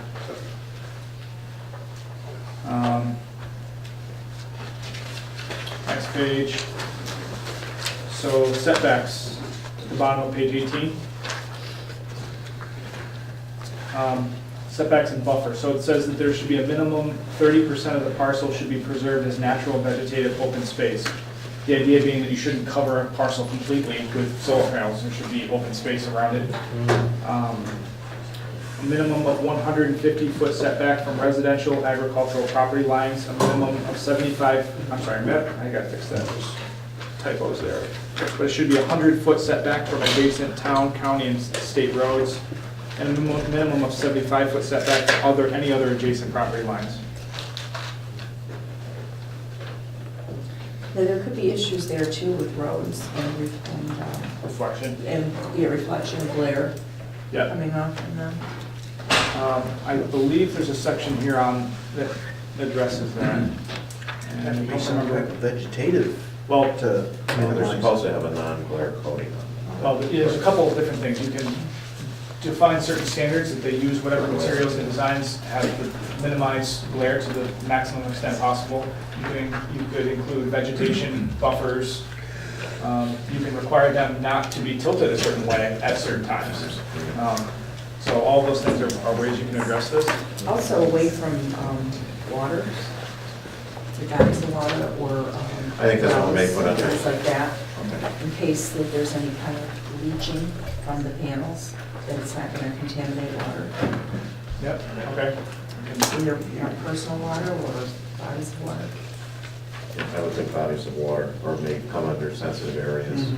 Wetlands. Because there could be leaching. Right in the section right below that, based on some recommendations from Nan, I kind of tweaked this language about buffer. So it says a buffer of natural and undisturbed vegetation supplemented with evergreen plantings which shall be at least 10 feet in height and no less than 8 feet apart, shall be provided around all SEPF equipment to provide screening from adjacent roads and parcels. Visibility of SEPF equipment from any adjacent property or road shall be at least 50% screened by such vegetation screening. And this is something I think the board probably should do a little research on. I kind of pulled that, in anticipation of this meeting, knowing that we need to have a standard here.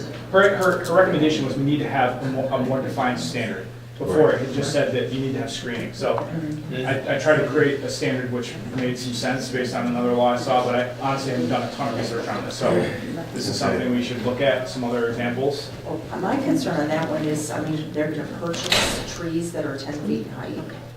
To start out with, or do they have a time period for them to grow up to that height? My thought was that they have to start at 10, because otherwise they're not providing much screening if you start them off, small. Seedlings. But this is something, I would look to you guys to maybe look into a little bit more. Do a little bit more homework on Yeah, it. that's pretty tough. This really, and as Nan pointed out, visual impact is basically the major impact. You don't have sound, you do have some glare, but it's visual, pretty much by visible impact. So this is the way you basically regulate it. That's what I've been thinking. It could be for the electric come, Yeah. but probably not enough to bother you if you're sitting in your house, but maybe. I don't know. I want to check out. Nan had a suggestion that I include that the flora that they plant needs to be should be pollinator Friendly friendly. to the area. Right. There's a section here on glare. All SEPF shall be designed and located in order to prevent reflective glare toward any inhabited buildings and on adjacent properties as well as adjacent street rights of way. So they have to design them in a way that minimizes that. She also suggested that we have fencing. I had a section here that said that the accessory facilities, like any battery storage or substations, have to be fenced in, so that you can't, security break in. I think what she was suggesting is actual fencing around the wood farm itself in a way that's sorry, some of the tongues. In a way that's consistent with the neighborhood. So you might not want a metal chain link fence around a solar farm that's in a country, rural setting. You might want to have a wooden fence or whatever. So honestly, this is another area where there should be some research done. I don't have a good sense for what should be done. Yeah, it's what's the purpose of the fence? Is it to keep people out? I think it's or is it- access in that way. Yeah, Yeah. you have to just determine what kind of fence you want, what it's going to do. And maybe you don't care. Maybe access isn't the issue. And you got to think of it's on a farmer's property, and they want to have animals going in and out. Is it going to prohibit that? We want to keep animals in. Yeah, but I want to do damage to the But I don't know what's allowed No. through the panels. I don't know. cows could, certainly. Cows? Rubbing up against them. Well, they said goats will climb up. Goats will jump on them. Chew on. So I think, kind of highlight this as something to look into, whether you want fencing and what kind of fencing standards. Whereas you have to decide what the purpose of it is. If it's to keep Right. people out, then you're going to have a fence that's going to keep people And I out. can look at this a little more.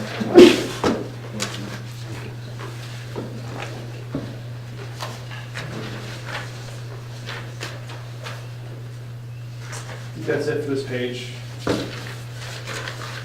What were the red lines for 12 and 13? Oh, I think it's just formatting. They say weren't lined up right. Once again, on page 20, I cross-referenced your two sewage disposal laws. Also, once again, deleted that section about waiving certain requirements of the law.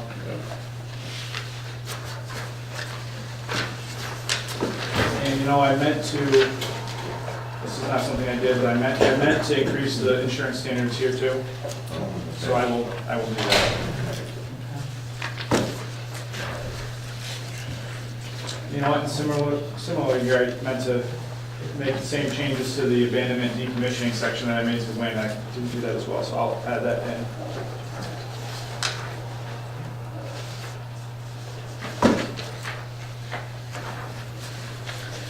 My thoughts on that would be, shouldn't the soil be tested when it's being decommissioned to make sure that there hasn't been leaching of toxic chemicals into the soil? Yes, let me see. Yeah, we talked about that last time. Yeah. So in section A1 of section under 7, it says the applicant shall submit a decommissioning plan that ensures the site will be restored to a useful, non-hazardous condition. I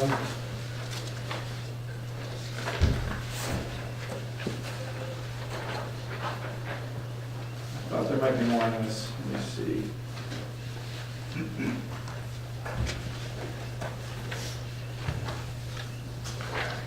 I guess that's it. So we probably could do more there to expand on the term non-hazardous and indicate that they have to Provide testing. They have to test the soil with leaching and with the panels.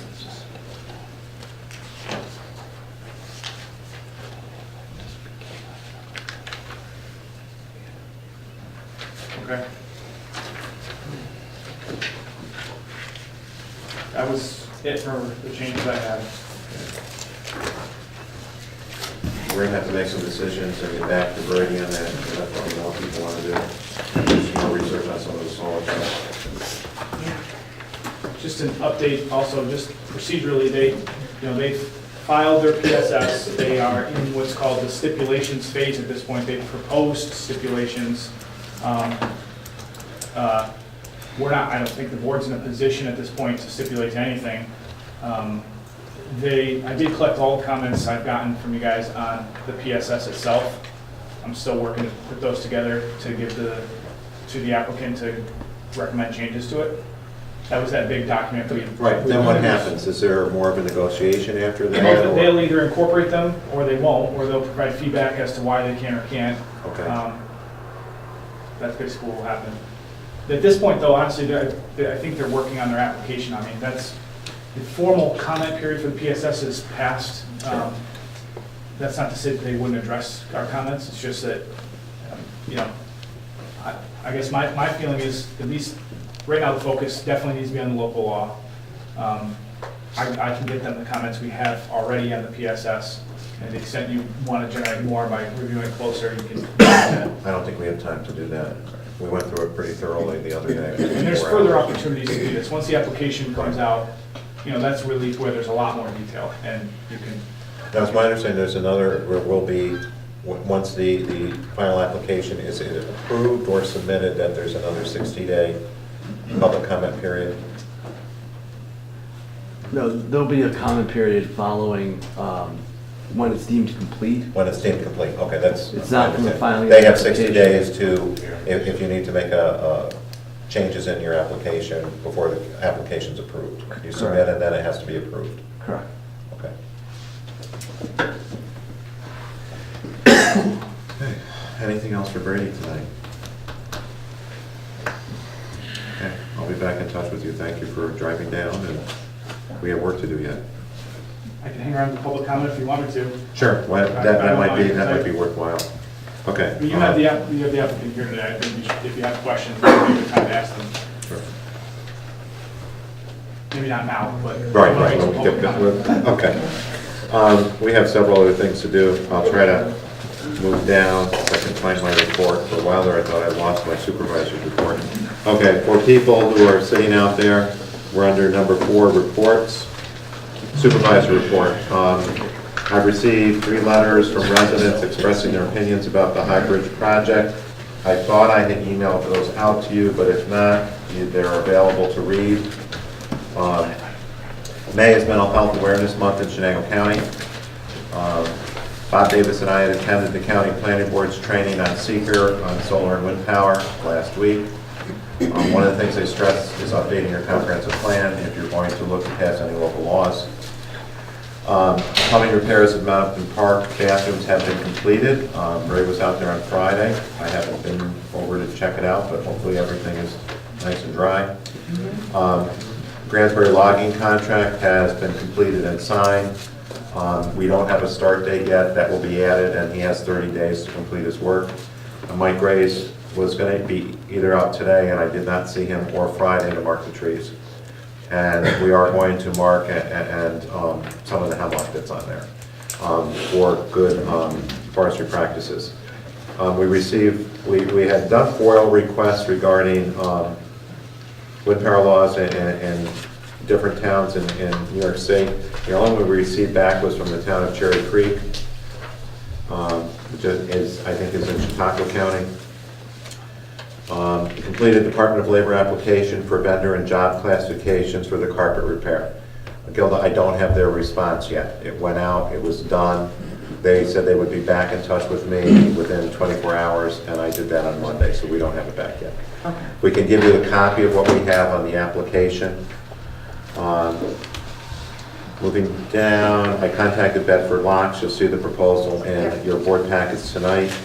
I met with residents regarding the High Bridge Wind Project. I've been meeting with several residents regarding the High Bridge Wind Project on a variety of things. I will not be in the office this Friday. I'm going to a wedding, so I will not be here. I will be back in on Saturday. The LED lighting proposal, there is one question. I sent the letter in. We went with Schedule A, and he calls me back, well, what schedule are you doing? He emails me. I said, well, didn't you read in the letter? It was in bold print that we were, but under Schedule A, there are two options. We can go with a softer yellow light with the street lights or a brighter white light. Right. I would think bright and white. That would be my. You don't think it's going to shine in people's houses and keep them awake? Well, it'd give you better light so you can see. That's what we have out here. The bright white is what we have out here. Bright white. Hey, Gail, we get overruled. Gail and I thought we would go with the slightly softer yellow, but we'll go with the bright white. Yeah. I will, I have one that shines in my house, in the bedroom. As you get older, it's nice to have good light. oh, that may be true too. That's a nice way. Okay, so I will get back in touch with him. He said I'll send it on to corporate, and hopefully before the end of the year, we'll have our new street light. Okay, I guess that's it. Town clerk, Gail. Okay, we held the rabies clinic here on April 17th, and there were 124 animals inoculated. So it was a good turnout. And it was busy. Went well. Yeah. In your packets is the tax collection reports. Year to date, we are up to collecting $2,572,000 approximately. We still have $616,000 outstanding. I did send out reminder notices, and payments have picked up a little bit again. They've got about 3 weeks left. The other report shows you that during the month of April, we collected $107,230. That was $29,000 more than last year, April. We are at 80.62% of total tax roll collection, as opposed to a year ago, 79.6. So we're still about 1% ahead of where we were last year. We collected $3,250 in penalties and $60 in late fee notices. Everything else is busy and business as usual. And busy. Okay. Going on, financial report. You should have, you received your financial report for April. I'll just go through a couple things. I'm moving right on to page 4, unless you have something and we can go back and take a look at questions. Under earnings, once again, interest rates are up. We're going to be probably $2,000 or $3,000 above what I budgeted for interest the first time in I don't know how many years. On page 4 also, under fines and forfeitures, we're still waiting for a response from the comptroller's office regarding the billing for the justice. We had the one justice who really, and when I spoke to them about 3 weeks ago, they were going to contact Judge Windsor. They haven't done that, so I've got to get back in touch and see how we clean that up. Because we haven't been billed, we haven't paid the bill, so the revenue amounts are not accurate there. Moving down within the general fund to the next page under highway superintendent contractual. Did Bob leave? I'm taking your money, Bob. Can I leave? No. Just for an FYI, we're going to do the training for the Cornell Rural Road Program. That's going to come out of highway superintendent contractual, but we will do a budget amendment to put money there to pay for that. Talk with Gail, I think that's the best place. If it wasn't our working foreman going, it would be our highway superintendent. So I think that's the correct place to put that. You'll see that next month. George, I just have a question. We're close by to that. Sure. I just wondered why with under highway superintendent, why March was different than February and April. Can we pay a bill? Well, it's under him, so isn't that his salary? No. The contractual? No, just the highway. Depends on how the weeks fall. Oh, it's by week. Okay. And it depends on how the pay periods come out. Oh, okay, I thought it was It's March, there were probably 3 paychecks, the other months there's 2 paychecks. Okay, I get it now. Okay. Okay, I thought it was by month. Okay. That makes sense. Continuing, just for an FYI, under the highway, on page 6, Bob got a letter telling us what we're going to get for chips and Pave It New York. It's less than what I put in the budget, so we're going to have to adjust that. It's going to be $225,730.35. Initially, I thought we were going to get around $260. I'll say thank you, New York State. In the highway also, you'll see when we get to budget amendments, we need to transfer money from highway equipment savings.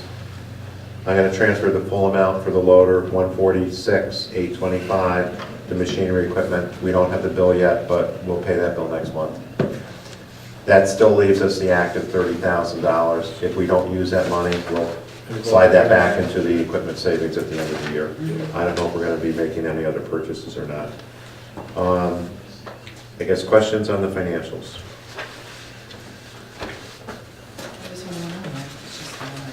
Okay, I did a little bit of looking sometimes under revenues. If you look at water department, they're pretty good. Sometimes if you look at the revenues in the general fund and the highway, they just don't seem to add up because all the revenue hasn't come in. If you take a look at our lighting districts and so forth, it's a different story. Water districts, again, we don't have all the revenue in. So if you take a look at, try to add things up on the page, it will not add up until the revenues are in. Okay, what would you like to do, pleasure, with these financials? We accept them as presented. Okay, motion has been made to present the financials as presented. Second. Motion's made and seconded. All in favor? Aye. Opposed? It's going to carry. Thank you. I have a couple budget amendments. I think they got slid to your packet. One is just from contingency to attorney contractual to move $9,000. You're going to see bills tonight that came in, and hopefully that will take us through May. I'm not sure, but. And the other one, I'm just noting, it's not really a budget amendment, it's a transfer. We're taking money from savings and putting it, so to speak, in our checking account, which is the highway equipment line. Any questions on the proposal? Did you find yours, Gilda? Do you want mine? Yeah, just let you. Okay, just slide that Oh, I down. found it, sorry. Okay. Made papers tonight. Any questions on the one budget amendment? Okay, We accept it as presented. okay, motion has been made to accept the budget amendment as presented. Do I hear a second? Motion's made and seconded. Any further discussion? Hearing none, all in favor? Aye. Opposed? That's going to carry. Thank you. Okay, continuing down, highway, Bob.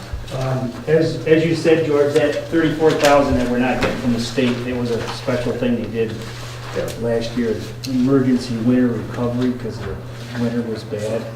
But I think it's worse this year than that, but they took that along with their AIM money too, so. We have received our new loader. If anybody wants to stop up and see it before it gets not so new anymore. I just got a couple estimates on a couple roads today from one salesman, and I got another guy coming next week, so next month I'll have them, and we'll have to get together and prioritize stuff, so. That's about all I have, I guess. Other things, you're busy. Yep, everything's good. Yeah, I see you did a nice job cleaning ditches on Wahlberg. Yep, we got another day there to do, and talked with Mr. Gray. He's supposed to have that tree for us Monday or Tuesday. I'd like to get that in before the Memorial Weekend, yeah. Okay, that will be good. And we started mowing yesterday too, so. Yeah, you're not gonna stop either. Did you get stuck? Once. I got a call today. She was stuck in the Mount Park. In the Mount Upton Park out. Out the back. Yeah.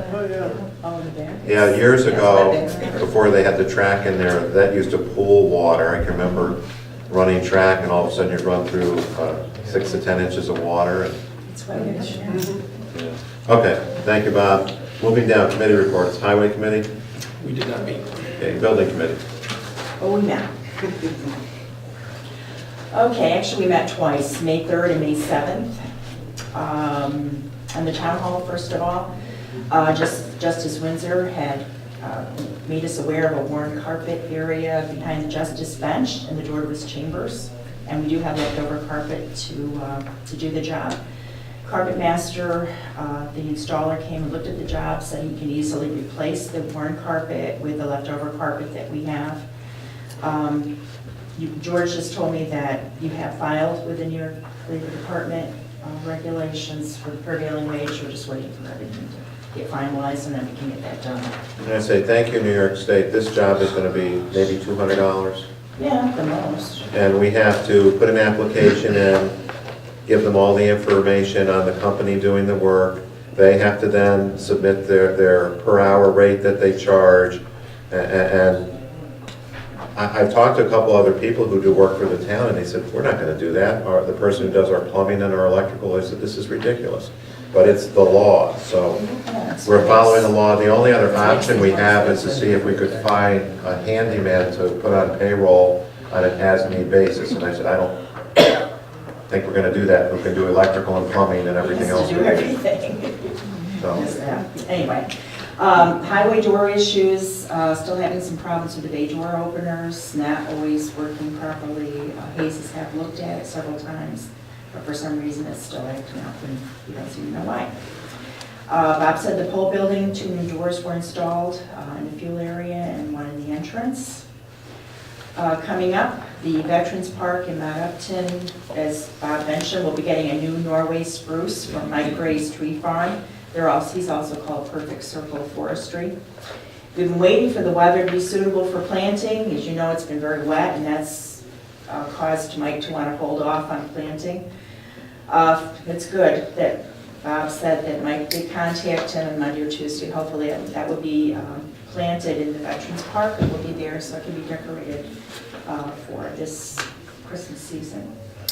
Ken has been working on installation of automatic opening of the front door. I don't know, Ken, did you want to talk about this? I think George development, was or- going to call. It's done. It's in the agenda. Okay. You'll see that. All right. So what the idea is that we're installing an automatic opening on the door to make it friendly for those people who are handicapped, and otherwise they have to fight with the door. It's not easy for them to get in. We do need to look at sanding and priming and repainting that door, however, before that gets done, because it is fairly rusty there. But we looked at one company, but now we have a possibility of another company, Bedford Locks, who can install it for a much better price, which is very good for taxpayers. We got to coordinate with the electrician to get the electrical work part of that done. Mount Upton Park Committee, I met April 15th at 7 p.m. with the Mount Upton Park Committee. That was their first meeting for the year. I will be attending their monthly meetings as the town board representative. And I have a separate meeting report for them. And George did tell me that Ray Baldwin will be repairing, has repaired the toilet. I did see that in the ladies' room and the urinal in the men's room at the park. as well as he put in a new outside spigot. We had to put Oh, new yes. O-rings on the toilets. We had to put in a new pressure reducing valve. Well, everything's been done. Yeah, and it looks great. So hopefully it's dry over there so we can paint the floors. Okay, the committee did our annual water buildings tour yesterday, and thankfully the weather held off for us. I wasn't sure if it was going to, but the rain held off, so we were able to do it without getting soaking wet this year. We did all the water buildings, the 3 in Guilford and the 3 in Mount Upton, and I do have a separate report. Plus, we also went to Mountain Park, so I have a separate report for that. Okay. We'll do the water buildings inspection report. And then you have a separate section for me for the park, so I'll do that later when we get to that part of the agenda. Okay, first of all, we started off in Guilford. This was yesterday. And Jeff Fuller is our water superintendent for Guilford, so we started off with the water treatment building. And the roof is showing age and needs replacement. It's not leaking yet, thankfully, but it could. Inside, the carbon filter tanks are showing corrosion. 2 of the tanks are leaking and are not being used. The chlorine pump, the pneumatic pump will need replacing. The throttle down valve has a small crack. The inlet pipe has decreased water flow from 6 inches to about 2.5 inches. Within a year and a half, Jeff said if we don't stop using that building and have a replacement for that, he will have to replace these things to keep using the treatment building. So something we have to keep in consideration. And he said replacement will be very expensive. Secondly, we went to the Hubbard building. And this contains a well that we have as a standby. We cannot use it as a regular well now because of the arsenic levels. There is some mold inside that needs to be cleaned and treated and then painted. There are carpenter bees that do damage to the wood that need to be exterminated. And also the overhead door needs to be repaired. Thirdly, we went to the tank storage building up on the hill. And the telemetry unit is having issues. It isn't even working now, but Jeff is able to function fine without it right now. The tank inside will be inspected this year to check it, make sure there's no leaks or problems. There is some minor exterior damage on the tank that does need repair. Then we went to Mount Upton, and Paul Heath is the water supervisor there. Number 1, we went to the water storage tank in the pump building, which is on 37. The storage tank interior was checked by a robot 2 years ago and found to be in great shape. Paul pointed out the number of trees on the steep hill above the tank in the pump building, especially to the left of the pump building. He is concerned that some of them didn't look very healthy and they could possibly fall down and cause damage. We don't want that. The pump house has a new tin roof put on last year. It looks great. And the squirrels have been removed and they haven't come back. And the pump house looks in great shape. It looks so much better than it did before. The second place we went is the Birchwell, which is on Church Street in Mount Upton. The building is in pretty good shape. We do need to keep an eye on the roof. It looks okay, except in front of the door in the front. Over that door is the wavy area that we're going to need to keep an eye and make sure it doesn't start to leak. The new heater has been having some occasional issues with going off. At first we thought maybe it was caused by the wind blowing out the pilot, but now Paul said it's done it a few times when there wasn't any wind. So there's definitely an issue there. Ray Baldwin has looked at it several times, thought he had it repaired, but there's still a problem. So we did add, it's brand new. Yeah. And he added an electric backup heater that only comes on if the temperature drops too low. That way we don't have to worry about frozen pipes, which would be very bad. Last of all, we went to the league well, which looks very good. That's a backup well. We do need to stain the outside of the building and replace the left side trim. Otherwise, it looks in great shape. After we were done there, we went to the Mount Upton Park. And Paul Heath and Manny Button. Manny Button is one of the members of the Mount Upton Park Committee. He's one that does chairman. He's a chairperson, but he also does a lot of work on the park. He's the guy that knows what's going on with the park. And Paul Heath also was there with us at the beginning. He showed us the new water hydrant that is attached to the restroom building. Very nice job. It turns on outside, but only if the water is shut on, is turned on in the inside. If it's shut off in the inside, they can't turn the water on. It's been a problem with the water being turned on and running out, is causing a problem. So now that it's moved and we can control it, that should not be an issue. The old hydrant, however, needs to be removed. We've had problems in the past with it being left on, vandalized and so forth, so it just needs to be moved and gotten out of there. And it's leaking a little bit, you can hear it. Yeah, there's some leakage there. The park building, we did check the bathrooms, the men's urinal room, the women's room toilet have been repaired, they look great. The hose connection's been repaired, it's not leaking anymore. Manny said the foam leveling that was done to keep the building level because we were having issues with floor cracking. It has stopped the floor cracking, the building is level, it's been painted except for the floor piece of painting, and it looks so much better than it has in the past. The outdoor bathroom doors, however, need rust removal and painting. Otherwise, the bathrooms look good and there's no leaks. The swing needs a strap replaced. I did mention that to Manny, and he said he'll try to get a replacement strap. Is it child swing or? Yeah, it's the baby swing. The baseball benches have been repaired from the vandalism. They were badly vandalized, and they have been repaired now.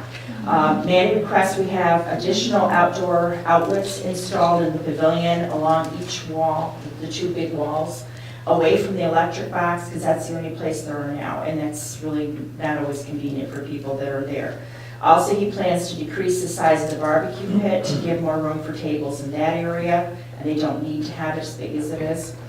One of the stone benches has a support that is askew. He believes it was hit by the mower. We need to explore ways to get away from mowing under the benches, maybe gravel or treated one under there or something to prevent having that happen again. There's a concrete pad under the bench. I heard it got backed into by somebody and it So he needs thought it was the repair. mower that was doing It it. didn't get hit by a mower, I'll tell you that. Okay, Yeah, well, I'm just repeating. The mower would have been definitely We damaged. would have a mower. Okay, well, there's something's happened. Manny said Bob has done a great job. He speaks highly of you. Great job taking care of the mowing and the trimming and keeping the grounds. There is a driveway up on the far left side along the fence. Is that on our property? Yes. Okay, because there were potholes and stuff there. They are looking into getting that donation of maybe 10 or 15 feet of land to the North Pavilion. We can work on encouraging that. I'll talk about the scales. We did look at those, but I'll talk about those later when we get into that section. Okay? Yeah. I guess that's it for committee reports. Old business. Oh, planning committee. Yeah, there are no subdivisions. Well, I want a report, come on. I'm trying to speed up the meeting.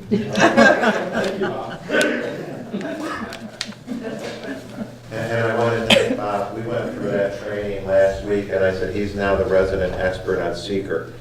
Because we're going to have to do a full seeker for any renewable energy law that we have. I'm only sort of kidding, but maybe we'll get some help on it. It's only like 20-some odd pages, but more state paperwork. Okay, old business. I don't have to park anything else? There were a few, I can just skim through some. I won't read every single thing, but our first meeting of the year was April 15th. Excuse me. Oh, they did want a schedule for renting of the park for 2019. We've got that. We updated them and they have. Okay, that's what they asked for on the 15th, so they've gotten it since then. It is now, I put a notice in the park for people to read, so it is there now. It wasn't at the time, but it is now. Okay, so you're all set then? And you said you need coverage for May 18th? Yes. Okay, thank you. Yep. Alrighty, the trees have been trimmed, so we're happy with that. They are working on some signs that will acknowledge those people who are, to help to get the park going years ago. And so I know you're working on that, and hopefully we'll get that done in a few months. All that. And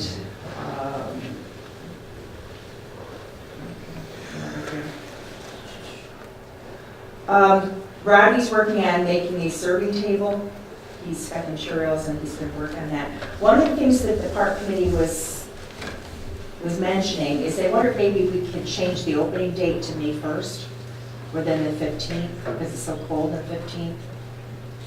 That's something they April, mentioned. or we change it from? From April 15th to May 1st. That's not a problem. Okay. Just because of the temperature. The sidewalk, they wondered if it got sealed last fall. No. Okay, so it will need to be sealed then.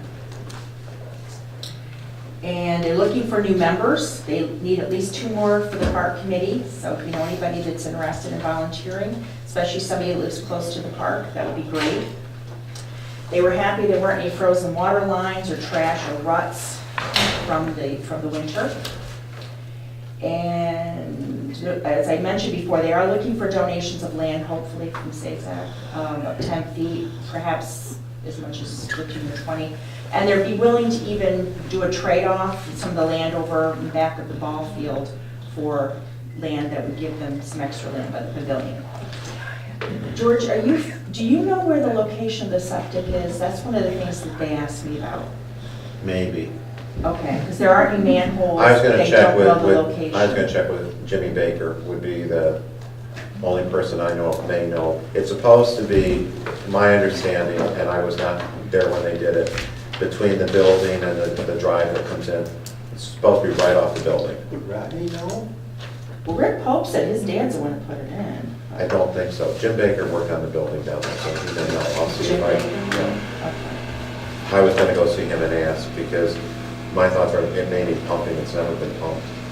Well, as we said, it's never been pumped down. I mean, it seems to be okay, and hopefully it should last. I guess it's been going since '98, but they would let you know where the lines are and everything just in case. Bottom day is July 27th. There is a car show scheduled for May 18th. The Pulling Garden Tractors from Pennsylvania wants to use it. There'll be a $100 charge per day.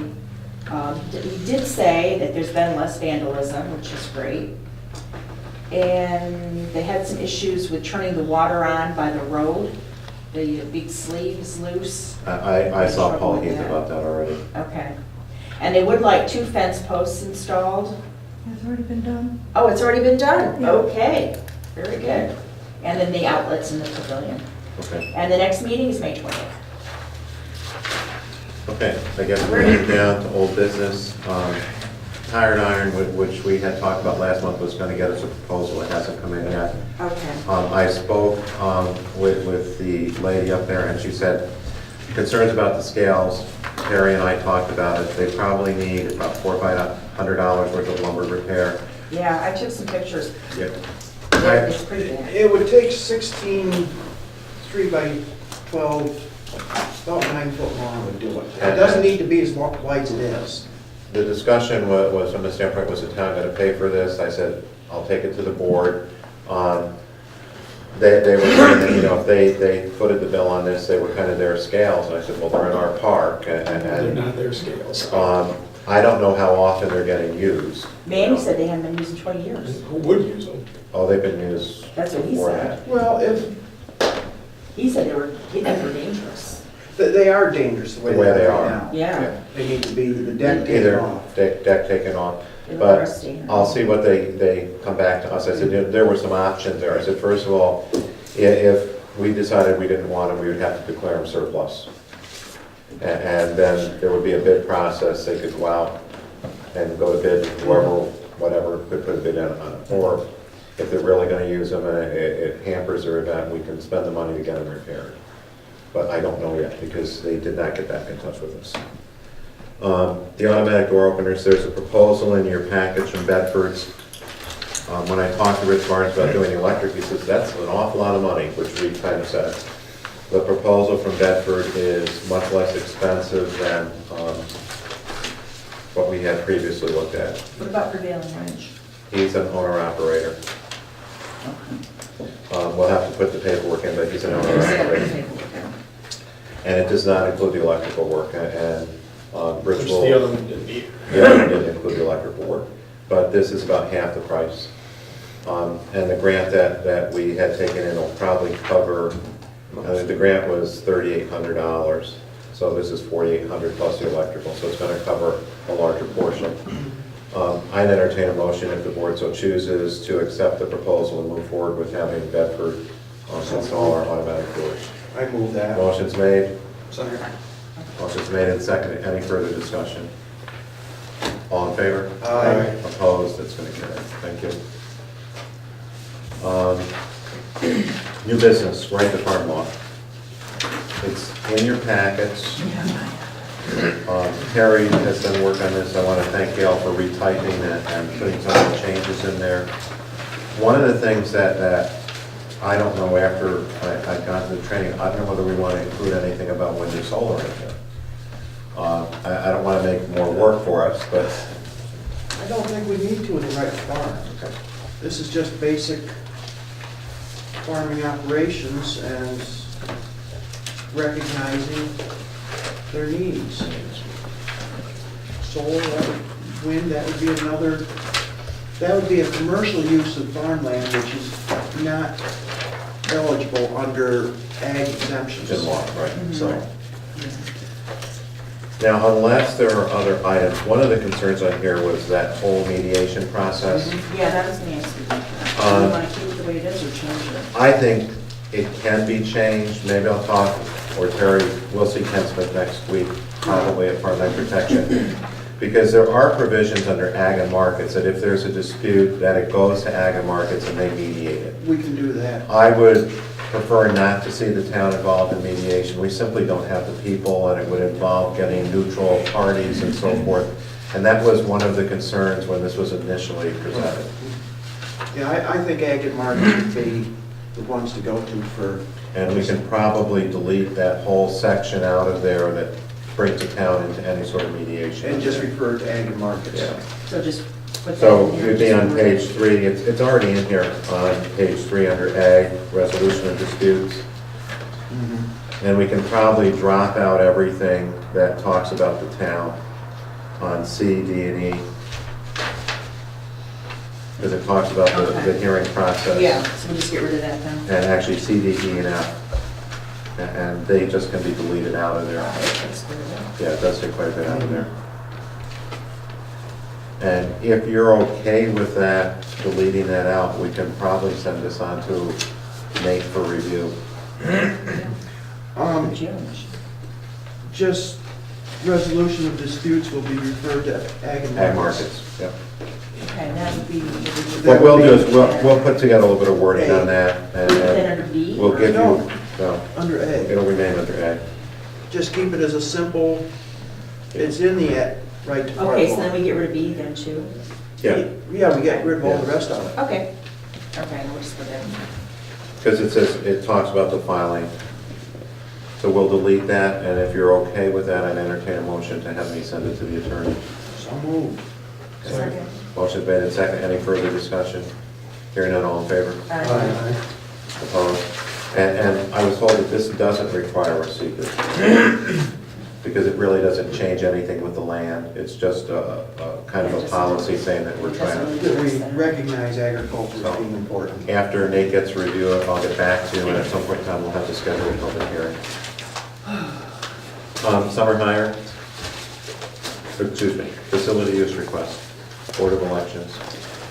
The Board of Elections would like to use our facility Tuesday, November 5th from 5 a.m. until at least 10 p.m. for a general election. I move. To approve the facility use request for the general election. Any further discussion? Hearing none, all in favor? Aye. Opposed, it's going to carry. That's a new one. They've never requested that before. No. I think it has to do with liability concerns. Summer hire. Bob has rehired Michaela Hurd, who we had last year, for mowing the lawns and so on. She started Monday the 6th. And at the rate of, At the rate of $11.60 per hour. When we had done, she returned, and usually when someone returns, we increase it 25 cents an hour, and the minimum wage went up. Should go to McDonald's and then. Yeah. But I'll entertain a motion to approve the summer hire. I make a motion to approve the summer hire. Motion made and seconded. Any further discussion? Hearing none, all in favor? Aye. Opposed, it's going to carry. Are we Okay. gonna look at anybody else, or we're just gonna go with her? That's it, because we're going to have the hire from Cornell. Okay. That's going to be the other summer hire for the highway maintenance plan. Okay, at this point in time, we have some resolutions and things that should be in your packets.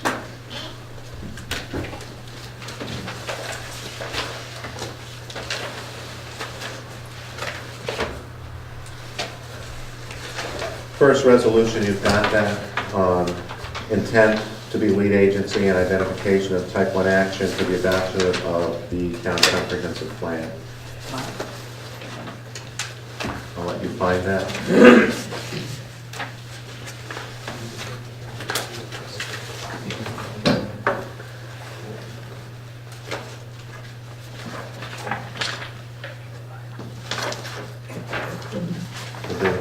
Just kind of have this. Yeah, Yeah. Okay. Did you find it? It looks like this. It's paper clip. Base paper clip, you've Yes, got it. that's it. There it is. Terry, are you good now? Do you want me to read this whole thing? Yeah, would you? I think I have laryngitis. I think the deputy supervisor can have it. I can do that. Once again, I'd entertain a motion that the County of Guilford serve as lead agency for the development of the update to the town comprehensive plan. Motion by Councilmember Tom Ives, a second by Ogre. discussion. Hearing none, all in favor? No, Aye. roll call. Oh, we have to do roll call. Councilmember Fogarty, Yes. Councilmember Tom Ives, Yes. Councilmember Terry Ives. Yes. Councilmember Ward, Yes. Supervisor Sedek. Yes, yay. So that carries. In your packet is going to be the seeker that was completed for this.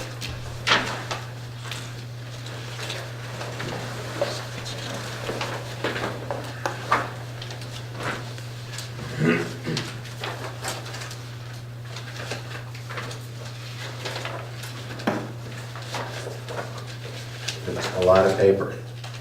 Yeah. This one? Is it part It was, it's part of that, part of Oh, that. okay. All the things related to the comp plan are paper clipped together for you. That's 3-part one and Yeah. Basically, what I'm going to summarize here is this is a update to the plan. It does not actually, as part of the plan, environmentally, does not impact the environment as a plan, I guess is the best way I can describe that. So we get to check off a box, I'm saying it's on page 2, and then we just move on. I'll let you go through this if you want. Okay, are people with me? So what are we actually voting on here then? Okay, just give me a couple minutes. You gotta take a look at the plan first. Second You're page, right? You're supposed to review it, yeah. Second page, we're the government entity, you can check and see the boxes. This was really completed, I'm gonna say, by the town board. We didn't assign it to any other committee in the town.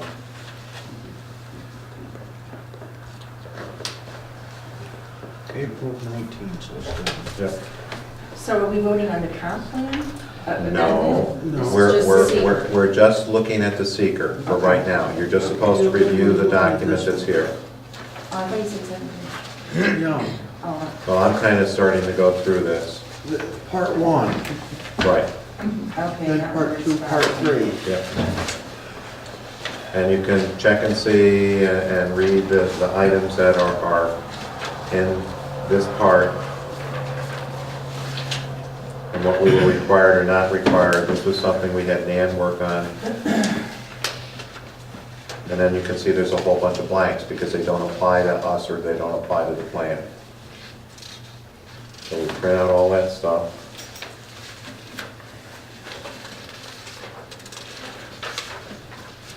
And we'll take you way over, way over.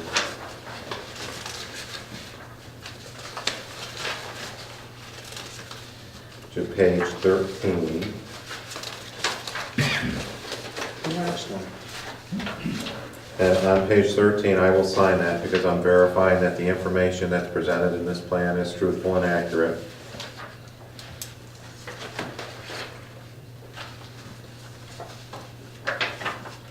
We need to move to you to authorize to do it. I don't believe so. That's just my certification. And I'll let you continue to flip. Impact on the land on part 2, page 10. And you can see that we say this has no impact on the land.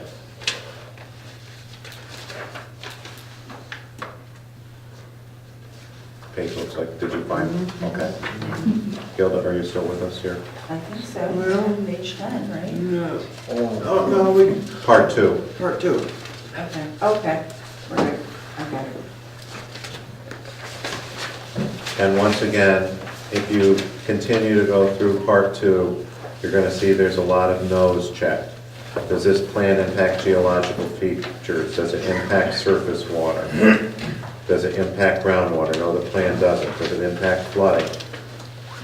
Does it impact the air? No, the plan doesn't. Does it impact plants and animals? No. Does it impact agricultural resources? No. Does it impact aesthetics?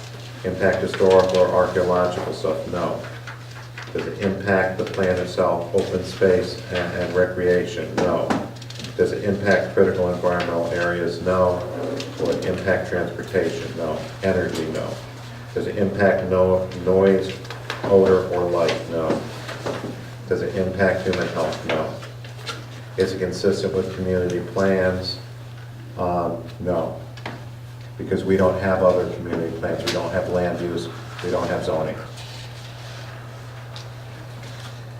Is it consistent with community character?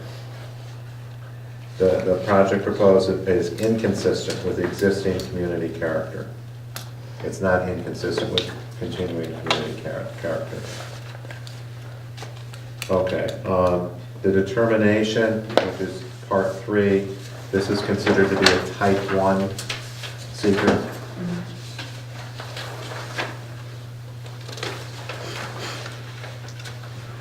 And going on to page 2, it talks about on review, the draft comprehensive plan, part 2 appendix, various data from New York State renewable energy, Chenango County solar and wind policy guidance documents.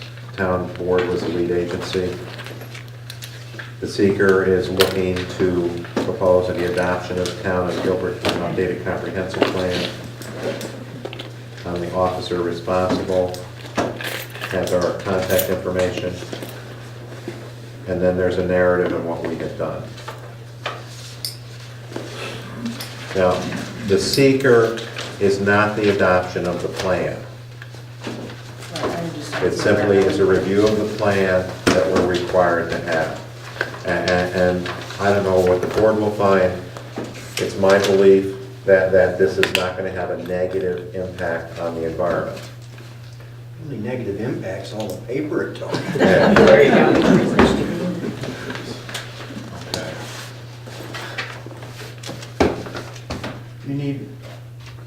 You don't need authorization to. No. What you'll have next in your packet is resolution number 2, a negative declaration. And in doing so, the town board would declare that this does not have a negative impact on the environment, if we find that to be true. Otherwise, we would say yes, and then we'd have to continue on. Everybody find that? Is that just something? It's negative declaration type 1 action? Yep. Yeah, that's second page. And once again, if you want me to read, I should ask that. Read the whole solution. We'll start, whereas the Guilford Town Board identified the need to update its long-range plan and growth and development in the town. And there are several whereas.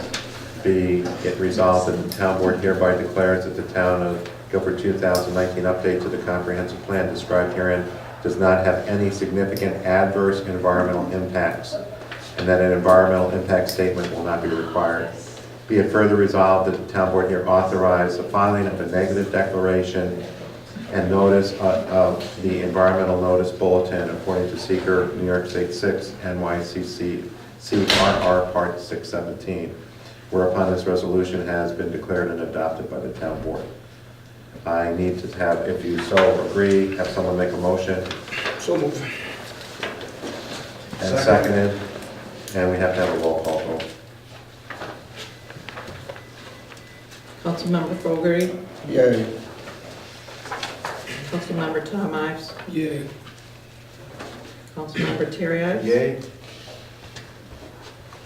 Councilmember Ward, Yes. Supervisor Sonic. Yes, yay. And that carries. Okay, schedule for a special board meeting. There are a couple things that are out there for, I'm going to say, public hearings. One is the second public hearing on the comprehensive plan update.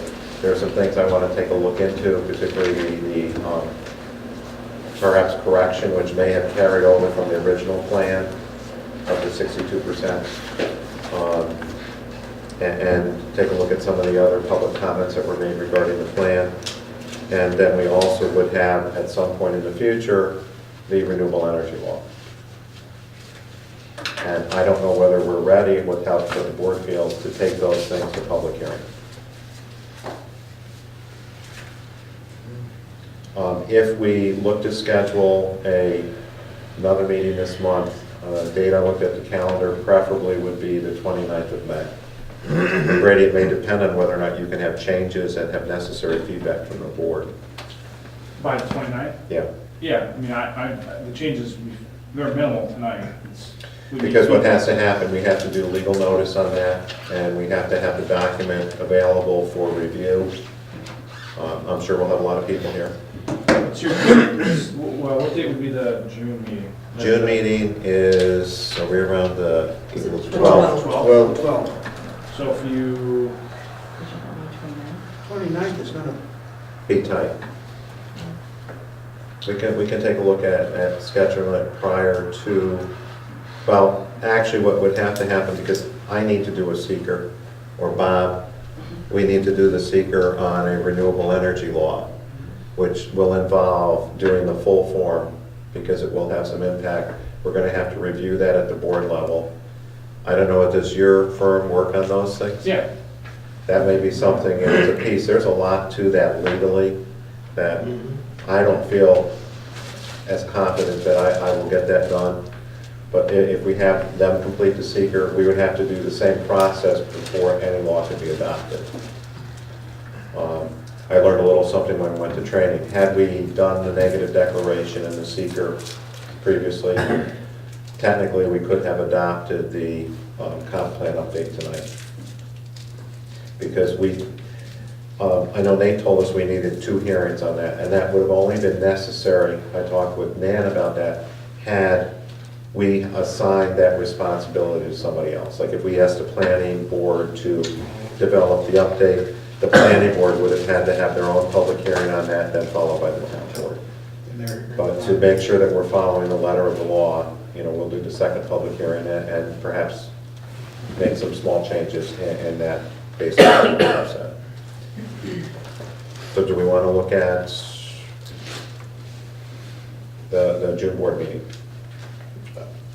And what I'm going to suggest is that we do not do the public hearing in June as we normally would, that we would perhaps schedule a public hearing on the comp plan at 7, proceed with our regular meeting schedule, and so we would do the negative declaration, what have you, if that's what we so find, and then do the public hearing on the proposed renewable energy law 8.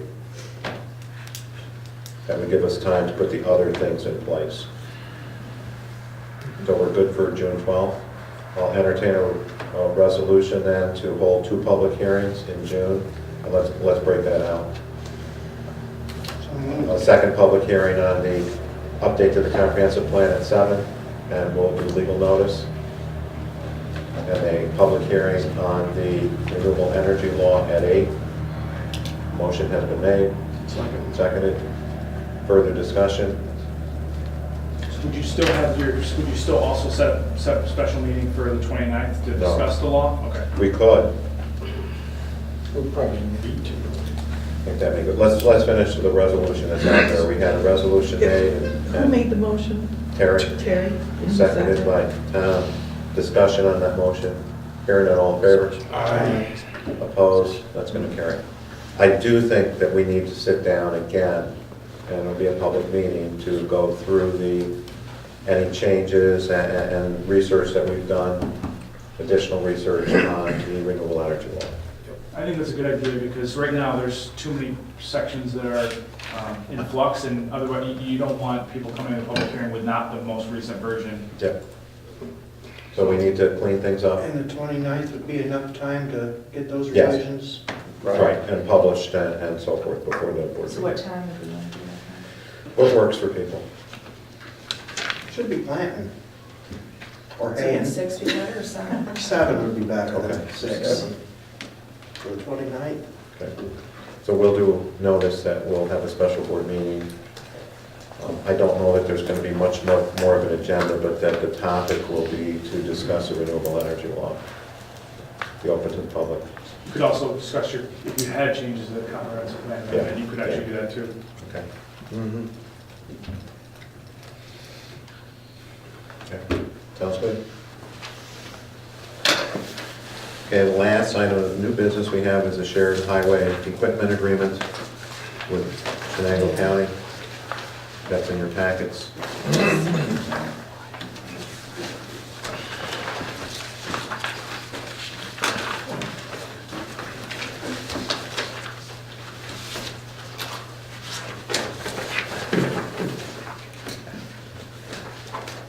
This is the same agreement that we've had in the past. We've already been using the equipment.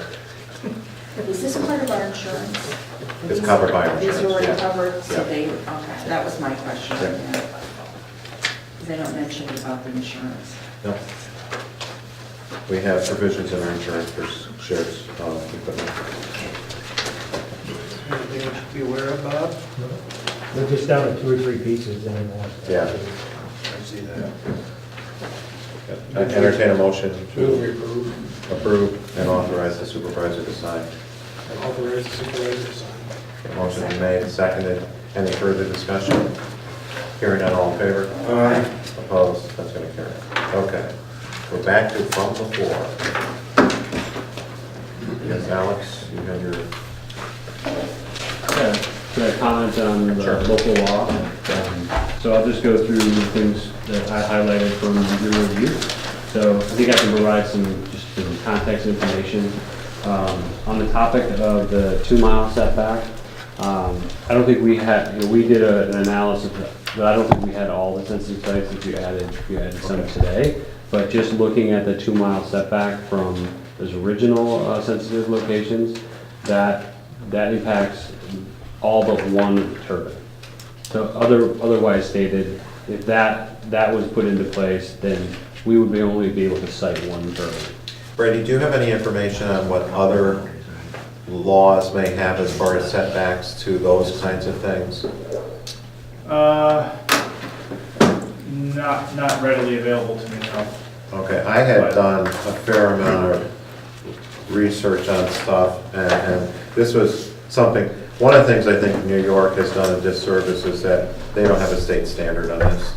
Other states do. The states actually determine what the setbacks are.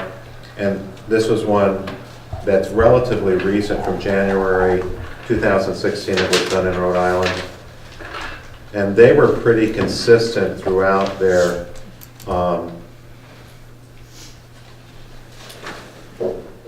state law as far as what setbacks were, and everything was at 1.5. Yeah, I don't, we have them actually, I just don't have them with me tonight. Okay. And I was specifically addressing the individual sensitive sites on that 2-mile setback. I would like to comment on the 1.5 as well. from the property boundaries, non-participating property boundaries. So that 1.5, again, with our analysis, and we can show a map, but that impacts all but 4 of the turbines that were in our array as well.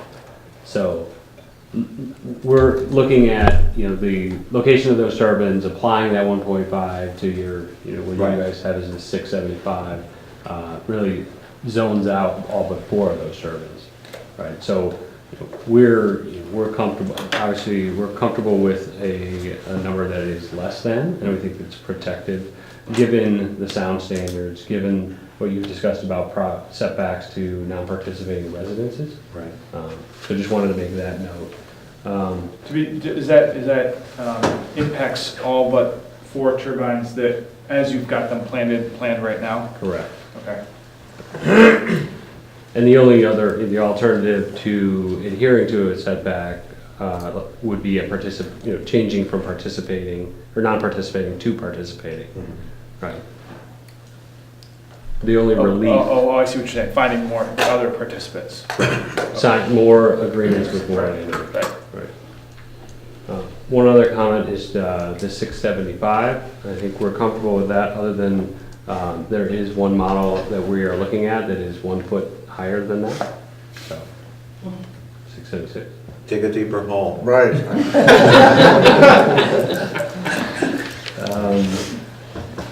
A comment about screening. I think in conversations on other projects and ours specifically with NYSEG around the substation, they're typically opposed to screening. Right. So just FYI on substation screening adjacent to for fire type of And the substation will have a project component and a NYSEG side of the. And they're fenced, yes. Yes. Yeah.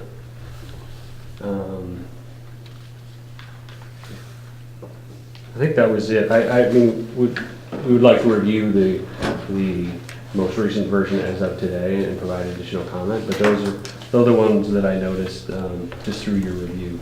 And one that I missed is the communication with the OAS or Delaware Otsego Audubon. That's something that's already happening. Now, just some other questions that I have. There's been a lot of concern that information has not been out there. I do know you've held 2 open houses here, and I'm working on the assumption you're planning to have another public informational meeting.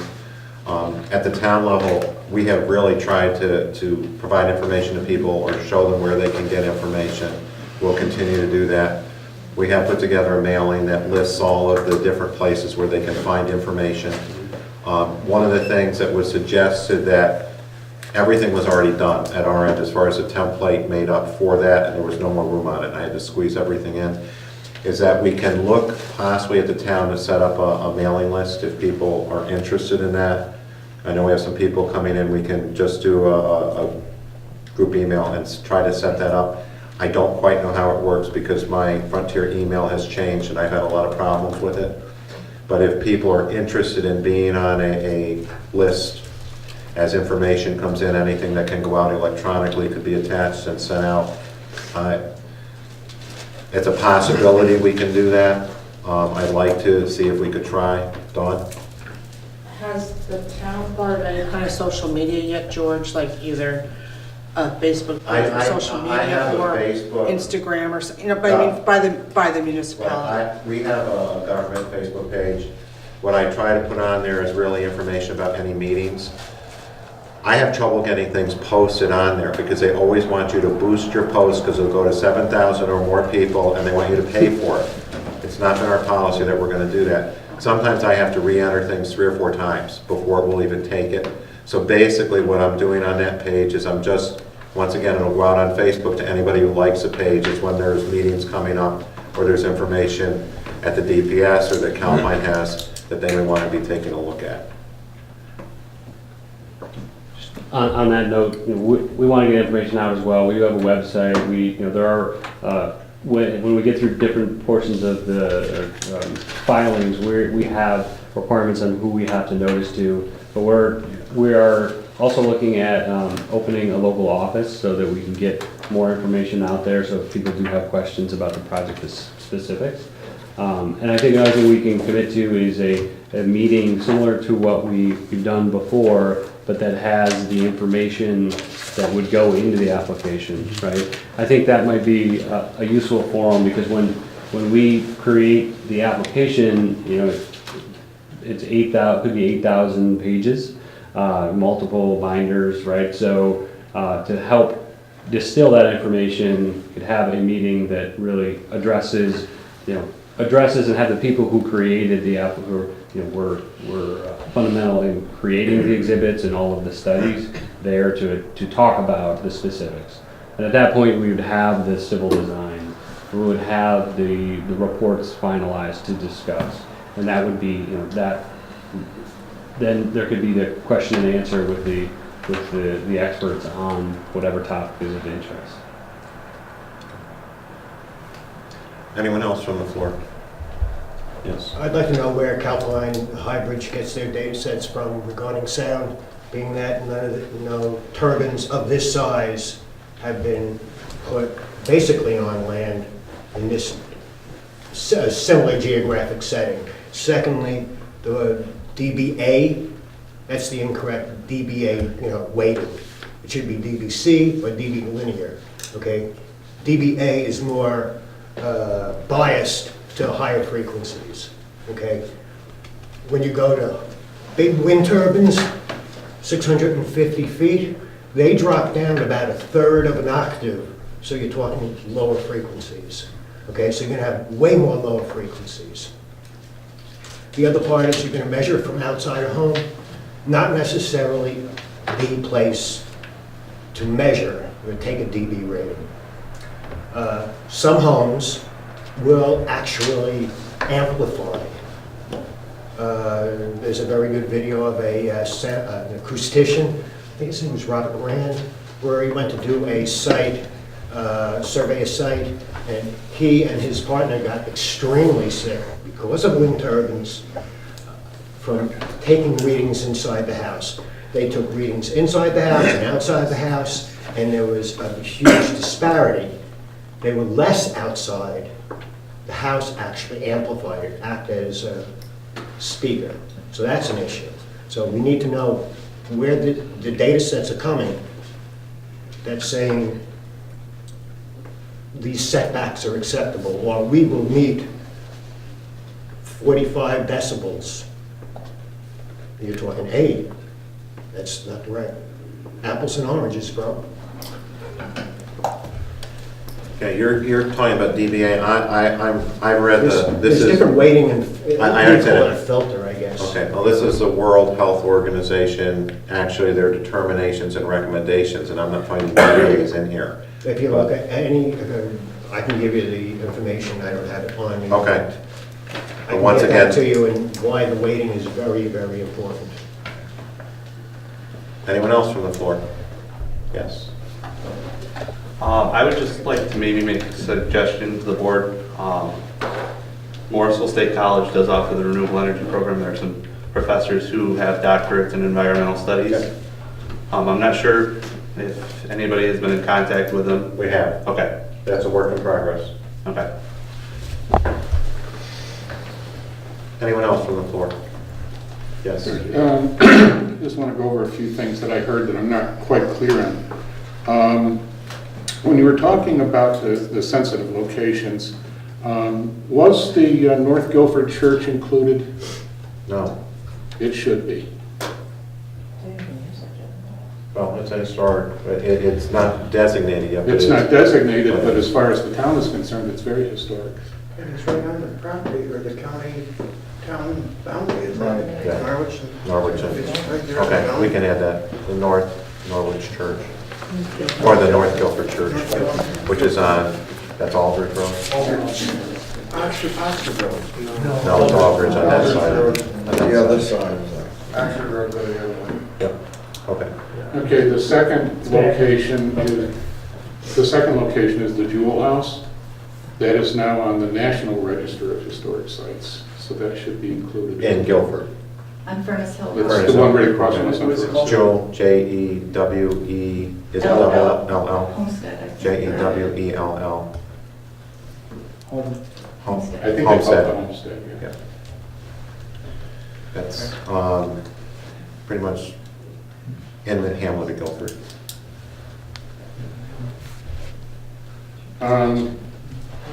The other thing that I heard was in relationship to the transmit and receive towers on Oxford Road, is it? No, they're on Whites Hill Road. Which? Whites Hill. Whites Hill Road, right. I heard the word minimizing impacts. What about no impacts? I would think that they deserve some kind of protection. Minimize just kind of seems like, well, we're doing the best we can, so take it or leave it. Well, actually, the amateur radio club is their emergency backup for the county. Actually, if the 911 system goes down. That's right. So we've taken a look at that tower. That will be part of the application, and as of right now, there's no impact. But that is going to be included in our communication studies that are part of the application. But they're specifically asking for what frequencies are going to be emitted by the generators that you plan on putting in. They will determine whether there's going to be an impact or not.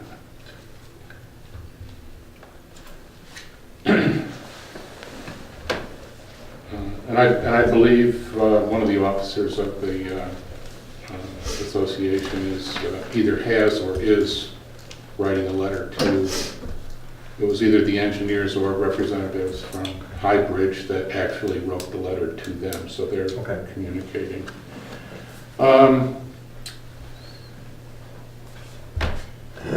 Again, I was kind of concerned when I was listening to the further discussion when you were it sounded to me like you were confirming the setbacks that you were anticipating or that you were planning, and that was like 1.5 times the height. I'm not quite sure what that was in reference to. But that seems very, very minimal compared to the standards that we've been proposing to the board. I know you proposed standards, but the standards that we've reviewed are the 1.5. Everything that I've looked in I'll grant that was Rhode Island, was a different state. We've gotten complete, from DPS, everything that's in the state, currently in the state. Okay.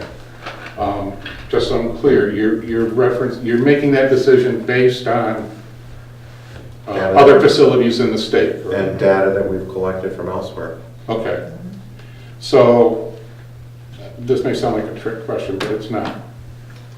If we're going to base decisions on facilities elsewhere in the state, then I'm saying that why are you allowing or why are you permitting something up to 676 feet when the rest of the standards in the state are considerably less than that? I'm saying 300 to 400 feet. So why don't we go by a height standard by the rest of the state as well? I don't think there's any height standards. I don't know that. It's the same thing. The height, it was always that the setback standard was 1.5 times the height of the turbine to the tip. That's fine. So as the turbines are taller, that distance is greater. No, I'm not relating the two. I'm just saying that if you're using traditional standards within New York State to establish the setback, which you just said you did, then you should use traditional standards for facilities in New York State to establish a height limit. I see what you're saying. I don't necessarily agree. But why not? Once again, we'll have to take a look at that. Technology is changing. This isn't. Well, so is the setbacks then changing. We're not going to get into a debate over it right now. But the setbacks. One tall one instead of a whole cluster. It's called a comment. That's really what it works Okay. out to be. We're listening. But All right. Well, I take exception to the fact that we're using a double standard. I don't.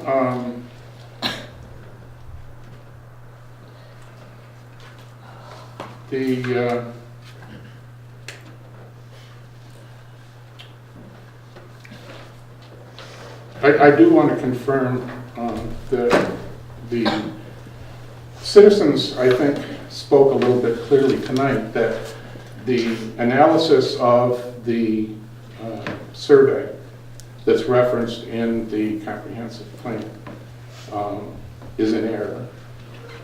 And that between the error that's in that survey and the voices that you heard tonight, I think that there is significant concerns that the board needs to limit the construction capacities of these turbines, not to go along with whatever's convenient for them.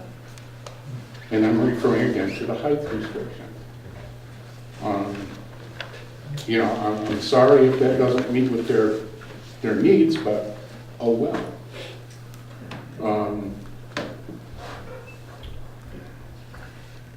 I do also want to confirm that we were talking, or that I understood what you were saying about communications. And I want to acknowledge that I think the communications has improved. And I'm relaying information that I get from the general public. The concern is that the general public is not getting all of the information that's being made available to other, basically stakeholders.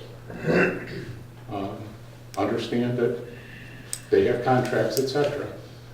But the majority of the people that aren't stakeholders have the right to know. So they feel, in general here, the popular consensus is that they are being left out. And that's what needs to improve. And I also confirmed that Facebook is not a good place to be trying to communicate with. A lot of people, like you know, I've been the admin of a Facebook group page. And we got 160 some people on the group page. That hardly is representative of the population of the town of Guilford. So there's got to be a better way. Once again, we're doing our best at the town. We have applied for and been approved for some intervenor funding so we can do some more, what I can say, publicity with this as things come along. We're sort of tapped out as far as manpower at the town. I do know we have some people coming in to volunteer to help with getting our postcards and things out.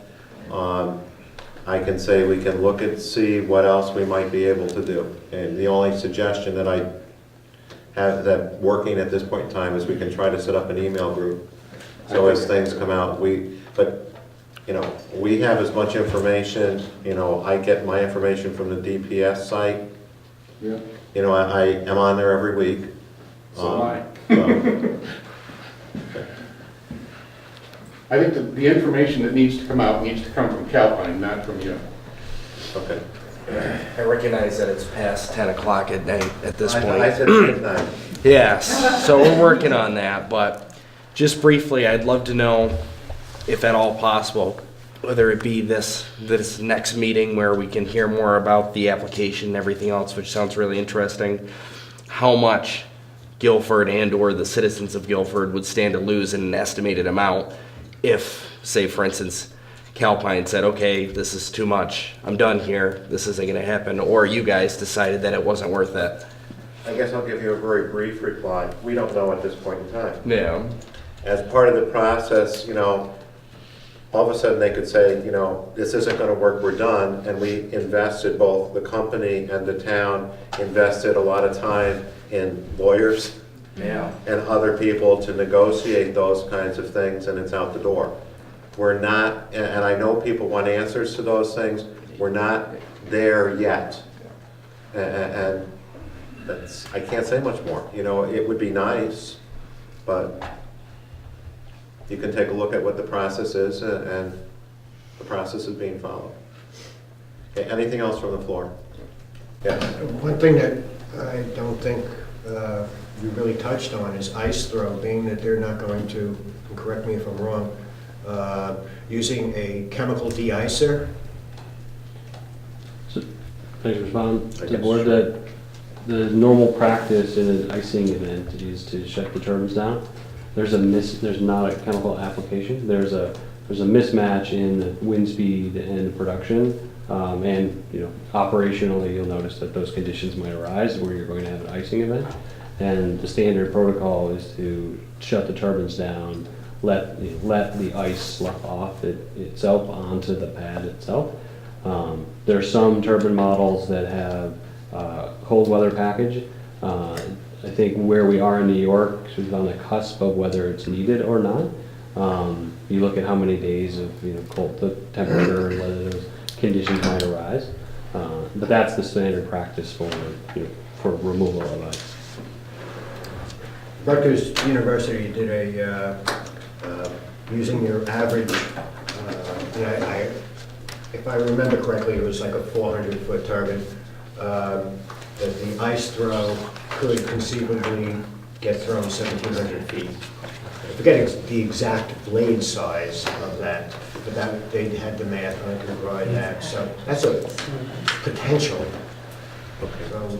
something to consider. Anything else from the floor? George? Yes. Entirely different note. Entirely. On May 25th is the Boy Scouts at Mud Upton Park. Usually about 9 o'clock we do a flag ceremony. So I'd like to invite you guys to come for that if you'd like May to. 25th? Okay. Yes, 9 o'clock we have it. Did you get that? Because And the town's more welcome to everybody. At what time? 9 o'clock. Did you check the collection bin here? I don't know whether we have flags. I or not. don't know who does that. That's, Oh, okay. Okay, thank you. I'm sorry? American Legion, do they do? No, I don't know. This is something that I do at the park. No, I mean about the flags, the old flags. I take flags of whoever gives them to me. That's what we do. Ours gives And us they bring taken them. care of by Bainbridge. So. Okay. George, you Oh. One comment. The construction of this site is slated to last about a year. It keeps being trivialized, I guess. Tomorrow starts my 30th year in business. A lot of the board members knew where I came from and where I am today. In that 29 years that I complete in about 2 hours, I've done one project that was over 6 months long, and that was the hand-to-hand expansion. Most of my projects very rarely go over 2 months. There's a lot of projects, even for people that have been here tonight and family, whatever, that are 2-day projects, 5-day projects, 1-week projects. In my business career, I've made it from where a lot of you guys know where I was, Gilda, to here with doing 1-week projects, 2-week projects, which would probably, I would say most of my average is probably a week to 10-day projects. So when everybody's turning up their nose of a construction project that's gonna employ, a couple hundred people at least, trucks in town, gravel beds in town, possibly me. Even if it doesn't include me, what happens a lot in the trickle-down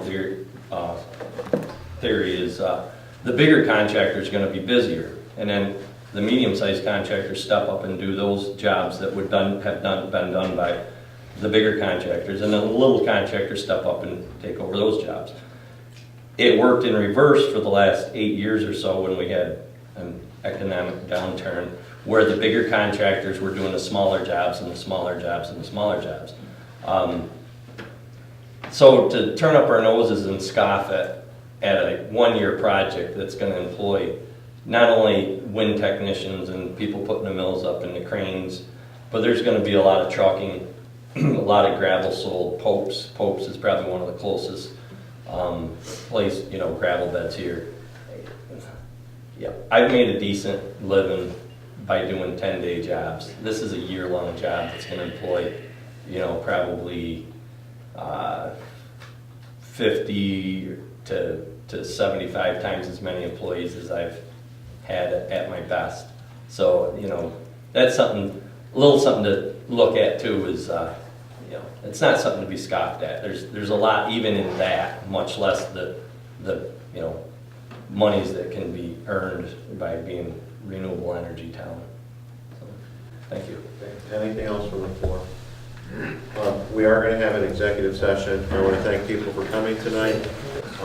If people still have comments on the update to the comp plan, send them to me.